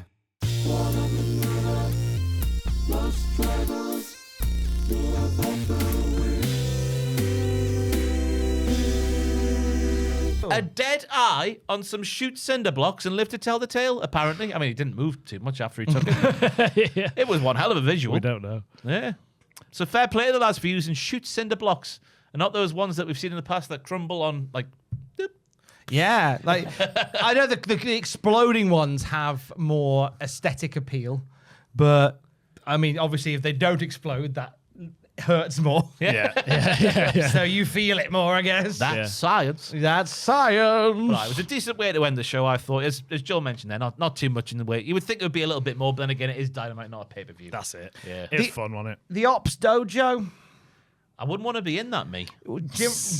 Jim Ross had a real issue with him. Ops Dojo, my ass! Why aren't they called the Samoa Joe Dojo? Yeah, they're missing Samoa out there. Joe aren't they? The Samoa Joe Samoa Joe Dojo. That's a lovely thing to say. Go to the Samoa Joe Dojo. It's an abusive relationship they have with their trainers because all they do is take the beatings every time they appear on Dynamite. Yeah. I would not want to be in the Samoa Dojo. Jodo. The Samoa Joe Dojo. Yeah, no, would not want to be in it. The Samoa Joe Dojo. Anyway, to the shock of everybody, another good episode of AEW Dynamite. Yeah. I enjoyed the wrestling on good the fun, Dynamite. isn't It's been a good week for wrestling, I think. Yeah, Very not nice bad. Start of the year. Not bad. Yeah, the Raw was a little bit meandering, but I enjoyed the SmackDown and I enjoyed the Dynamite, and NXT was a ride. as it was one to be. And that's And my, NXT that's is my bad. summary of the week. On to the mailbag. Let's have a rummage in our mailbag. mailbags. And we're back for the mailbag, but without Tom, who has gone back to his home planet. We have destroyed him.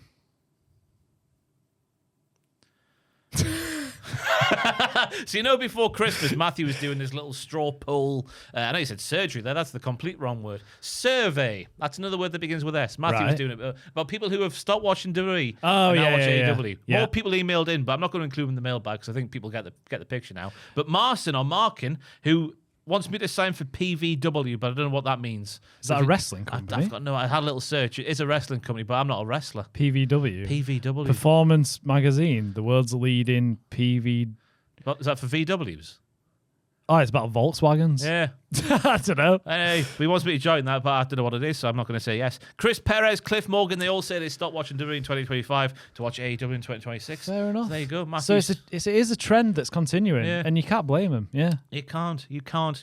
We start the mailbag. Hi, guys. Wanted to say been watching since Name Redacted days, and honestly think I've watched you guys in some shape or form every day since then, so I wanted to say a massive thank you for everything. We are sorry.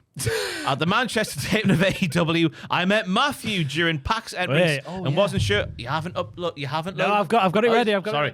I'll continue reading. I'm sorry to doubt you, Joel. He met Matthew during PAX entrance and wasn't sure who I was popping for more, Matthew or Pac. So I wanted to ask where the weirdest place you've been recognised or have recognised someone is. I think you've been asked this before, but just want an excuse to mention this and say thank you. Many thanks from Bosnian midfielder Miralem Pjanic. It's been a while since I've heard that name. Pjanic? I don't know. How do you say his name? I don't know. The great midfielder. Juventus 10 years ago. Barcelona. Pjanic. I don't know. Pjanic. Is it Pjanic? Whatever it is. Lyra Valkyria. Also known as Hasan Ramic, which hopefully is his actual name and not the name of a convicted criminal. Attaches the picture, which Joel will load up now. Here we go. And it's Google. Classic Joel. There we go. There he is.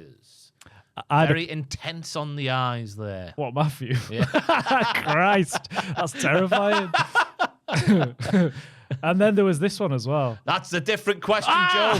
You stop getting ahead of yourself. But what is the weirdest place you've been recognised? Because you must get it every day of your life now being on this podcast. It's too much. I have to say, guys, I'm just like you. No. I've only been recognised in one place, and that was when we went to AW All In London with Tom and the gang. And that was to say a wrestling show is the weirdest place you got recognised. It's the only place I've been recognised. I haven't been recognised anywhere else. It's my only answer. But that was a wild weekend because I got recognised quite a few times, which is the first time I have been, and it was a very strange experience. To people coming up to me and saying, "I know you," and like, "You're a Liverpool fan, aren't you?" I was like, "How do you know that?" It's, "Oh yeah, I'm on a podcast." It was a weird feeling, but that is the only place I've ever been recognised so far. Thankfully, it's dying down in my life as the years are going on. 2016, it was a big problem. Was it too much? I'd be doing me shopping in Asda and I get recognised. Really? Yeah, didn't like that. I suppose around here is where you'd get it most, wouldn't you? Yes. But it's dying down now as the channel dies itself. Where's the strangest place then? Tunisia. Really? Oh, that was recently, wasn't it? Last year, just after Jack and Adam left, and funny coincidence, they left and I had a holiday booked, which I've been paying for 10 months. I was like, oh, that's all right. I'll just get away from everything and have a week off. Yeah. First morning, put my towel out on the sunbed. Mr. Ross, is that you? Spent the first couple of days talking about Jack and Adam, which was fun for the holiday. On the holiday, yeah. But he was a nice guy, and I now follow him on Instagram. Yeah, he sounds nice. I remember you saying about him. Yeah. Up the Neil, he was called. May he be flying high with the eagle's nest. Hello, diddlers. This email starts. I was playing Magic with my friends using my proxied and photoshopped professional wrestling deck when I used a rampaging Ferricidon. So that's what this one is. A Ferricidon. I think I've just set the Amazon device off in the office. Was that you? I think I said Ferrison and it went, hello. Is it Ferrison or how was saying that? Ferricidon. Ferocidon. Ferocious. To end a very intense 3 versus 3 Emperor game. I figured you'd be appreciative of what I used for the card art. Rampage Brown won me the game and reminded me of one of my favourite moments in wrestling. Thinking about adding a Bash Taunter to my deck and have nominated 2016 Commentator of the Year. Oh, brash taunter. I've not got my glasses on, Joe. I can't see. Me brash taunter. I guess I was one of them back in the day. My question, if you could have any wrestler as a commander in MTG, which is Magic the Gathering. Magic the Gathering. Which I have no idea how it works. I merely know it by name and name alone. I've played it a couple of times. So would you know what a commander does? No. Could you quickly Google while I'm reading the rest of that, what a commander does in MTG? Who would the commander be is the question for this mailbag. Thank you for your wonderful content you produce every week. And because I am a dickhead who was in a rush this morning, I didn't write down the name of the emailer who sent it in. So emailer, I humbly apologize. Joel, what the bollocks does a commander do in MTG? Well, I think a commander is like the main person of the deck that you have, but they don't do any. Everyone's different. It doesn't matter. It's basically the leader of the pack Or the leader of your gang. Yeah. Do you want it? No. No, it doesn't matter. Right, who would yours be, It's Joel? a tough question without Matthew here. I feel like Matthew is the target audience for this question. If you could have any wrestlers, I would. So it's kind of like, who would you want to lead the army if you were building a deck? Obafemi. That's a great choice. Obafemi. Yeah. Have you ever played Magic? No, never. I used to play it like on. I think they had it on Xbox, like a version of it. I've played it a couple times in real life, and it is quite fun. Yeah. I always go for the white deck. What do you do? You just play. You just got like an army of cards, and you pick one up, and you have to have tokens. You have to put tokens down, and then certain cards require a certain amount of tokens to play them, and they have different abilities, and you just fight on a table. So good. which good wrestler has the most unique ability that I would use to command my army of cards against the army of cards of other players? Yeah. I would use. Uh-huh. I would use Terry Funk. Terry Funk. Wow. I reckon Terry Funk would lead an army like no other man has led an army before. That's a good shout, to be fair. You could do several types of armies. Yeah, Terry Funk would be like it'd be like a black deck, I reckon. Yes, I agree. Yeah, I have and no idea what you just said. Obafemi would be fire. He'd be the red deck. Oh, what type of decks do you get then? There's like black, there's red, there's green, there's blue, there's white. Blue is like flying ones. Red's like proper massive, powerful creature. Oh, is that green? That might be green. White's little creatures that cost little amounts. So it's very good. It's very detailed. I've only played it a couple times, but I had fun. You know a lot, Joel. I do. I know I think you play it every day. I do. There's nothing to be ashamed of. No, I don't. It is good fun though. Yeah, Terry Funk. I don't know why I've picked Terry Funk. It's a good answer. That is a good card, though. Looking at the card again. Yeah, it's cool, isn't it? What creature is he? A dinosaur? It's a bit See, harsh. he's on the red deck. He's not a dinosaur. He's in his prime. He's a What does the card say, Joel? menace. Players can't gain life whenever another creature enters the battlefield. Rampaging Ferricidion deals 1 damage to that creature's controller. And he's ripping up the the What Culture Cardboard Championship. Oh, is that what that is? That is what that is. Oh. That's when the business died, Joel. A lot of people say that's like when the business died. Really? Yes. Is that like in The Simpsons when Principal Skinner turned out to be not his real name? I'll nod along and say yes. Yeah, That's the another reference turning for point. Matthew, who is not here. Ahoy, lads! I'm not sure how this happened, but Austin Theory, written out in all capitals here, has a top 3 theme in the WWE. His new one is a mix of Linkin Park and Triple H's My Time. I think you're drunk writing this email, and that's better than anything I could have imagined. It's probably too good for him, given Triple H loves his entrances and aesthetics, and in brackets usually nails them. Who's the most in dire need of a new entrance, including their theme? Given they're slowly replacing Def Rebel themes with outside bands, could you even nominate a genre which fits the character? In brackets, no old themes allowed. Love you all. I'll listen to you on my podcast app of choice. Then go click on the YouTube video feed for the algorithm. Thank you very much. You don't have to do that, but it's very much appreciate that you do. Yes, thank you. So please know there are people fighting the good fight. Very Aw. appreciate. I can't get my words on now. Thank you for being the best. And this is from Alex from Melbourne, a place where cricket no longer exists. I've learned over the Christmas period. Why? We got beat, Joe. Oh, right. Okay. I beat see. handsomely. Yeah, I don't follow cricket. We were bloody terrible. Yeah, we I'm were not so naive and so reckless with the bat in hand. It was embarrassing at times. Oh, It's a dear. 5-day game, and one of them ended in 2 days. Really? It's a shambles. That's a poor showing, that is. Hey. Anyway, who needs a new theme? My first thought went to Maxine Dupree. Okay. Her still having the American Alpha theme. Makes sense, yeah. Well, they're not really a thing in TV anymore, are they? Yeah, that's what I'm saying. It makes sense for it to change Oh, yes. it, yeah. And it doesn't really fit her character, which is shoot wrestler in training. Yeah. It does a bit. Because that was kind of the Alpha Academy thing, wasn't it? Yeah, With but the it's too training tied to that for me. Yeah, she wants her own theme. I know what and you I mean. reckon she could... there was a song they used for a promo package, right, for Tiffany Stratton called Pink Bubblegum, right? That sounds Pink like Bubblegum. Yeah. And that would fit her. It's got guitars and whatnot and heavy riffs. She should go for like a proper heavy metal side Who's of that things. by? Pink Bubble. She should go for heavy metal, and that could be a new character who's just angry now. Now that she's lost to Becky. Maybe that'd I've said be the good. title wrong. Oh no, Scene Queen. Pink Bubblegum. That's what I'd pick. Scene Queen. Pink Bubblegum.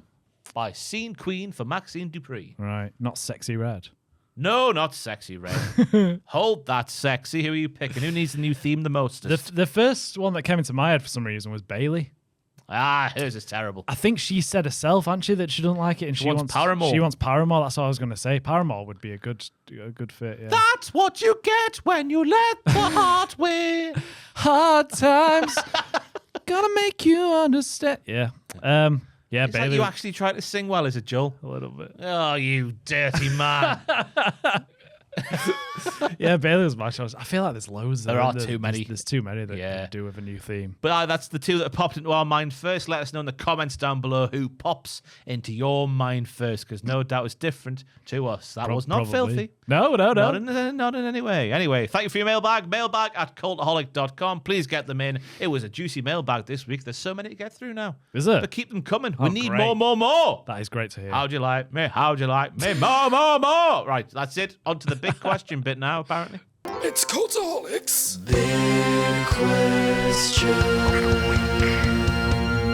And now it's time for the big question. My So goodness big, me. Could not be Christ. bigger. It's so big. Right, so lots of people were anticipating Chris Jericho to appear on Monday Night Raw. We saw Adam Pearce do that video of the weekend where he's talking about the walls where the bloody Ali said. He said the wall's gonna break down, Yeah. and then they came afterwards and said, "No, that was a reference to Stranger Things." Bollocks. Although there is a big wall in Stranger Things. Is there? Series 5, yeah. Oh, maybe it's not bollocks. Yeah, it No, is it's bollocks. clearly a reference to get people to tune in. Corey Graves on Raw talking about learning trees and stuff, so you're thinking it's coming later in the show, but it never came. So when will Chris Jericho re-debut for the WWE? Peter Insider just add a bit of context to this question, as reported that Jericho was never planned for the first Raw 2026, and the former Undisputed Champion is in Los Angeles this week. The reason for Jericho being in LA is unknown. Did they come out with that after Raw? I think so. That's easy to say afterwards, isn't it? It was never planned. Well, it was never coming. Yeah. Marvin the Martian, or Phil if you prefer, as he called himself in the mailbag, he gave us more context to the situation. He says, Jericho not returning on Raw. Do you still think he will appear in Saudi for the Rumble? That's where I think he'll debut, but more on that later. As he's got a UK tour that starts the week after with Fozzy. He's scheduled to play in Brighton, which is so south. It could not be more souther in the UK, on the 6th of February, finishing in Wolverhampton on the 21st of February. So if he does appear at the Rumble, he's then going to go missing pretty much for a month at least. Yeah. But that's fine. That's where he is going to re-debut. I think the Rumble. It makes sense, doesn't it? Yeah. The Rumble's the biggest time to come back for, and I'd like to see him there. I think it's fine if he comes back and then misses a month, because people do that now. AJ Lee came back and then she's gone missing, and they like to do that in WWE these days with the big stars. Just use them incrementally, and I think he'll come back before Mania season, build up to a feud there against someone, and yeah. And they can set an angle up as well if they know he's going to be missing for a month. The Fozzy tour is the most important thing to Chris Jericho. We know this. Of course. We know this. Yeah. So if they know he's going to be missing for a month, they can do an angle in that Rumble where he suffers something bad at the hands of somebody. Yeah, that someone then destroys him. Sets up the WrestleMania return match if you want. Yeah, Because he's going to return as a babyface, isn't he? Yeah, he's got to. Yeah, it's Y2J. Who do you think would be his feud? It's hard to predict, isn't it? I get terrified by Jericho in the modern day. Yeah. Just because he had that much creative control in AEW. And while the first 2.5, 3 years were great, the last 2.5, 3 years were Everyone terrible. hated him. Terrible. Yeah. Anyway, everyone hated him, but he'll come back and get the hugest pop. Yeah. But you'd like to think that maybe he'd be more reined in Yeah, I in think so. WWE while they do things safe.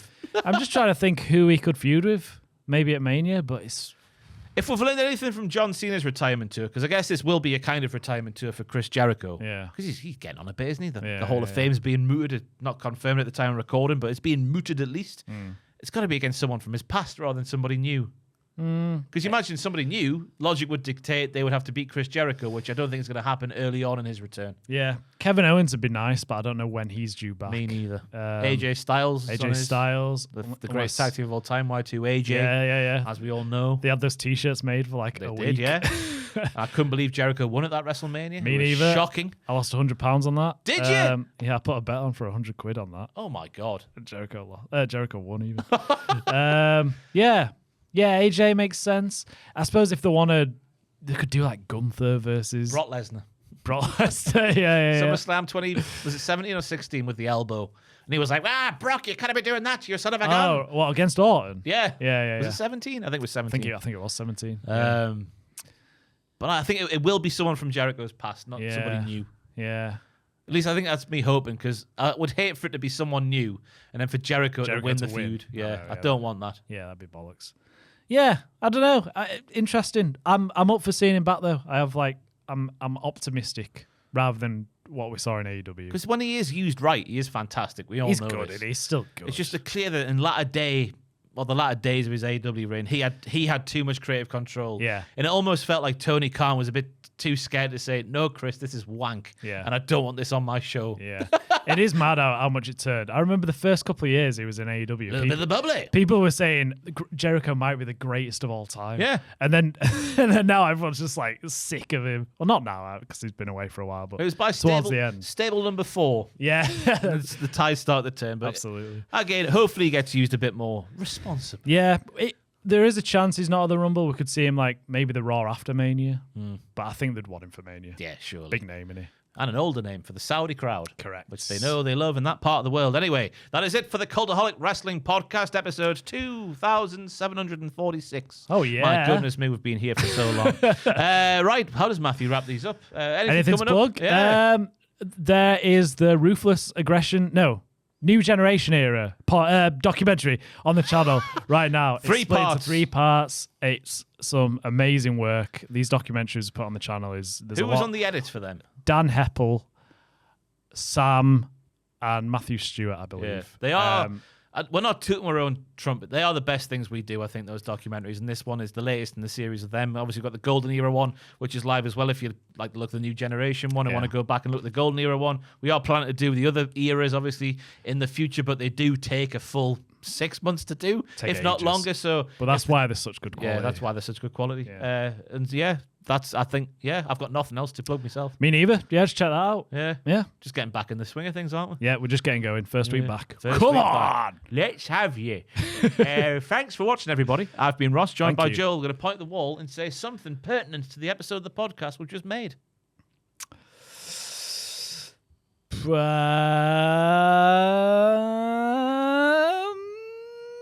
This is all on you, Joel. Whoa. I'm going to sit here until you come up with something.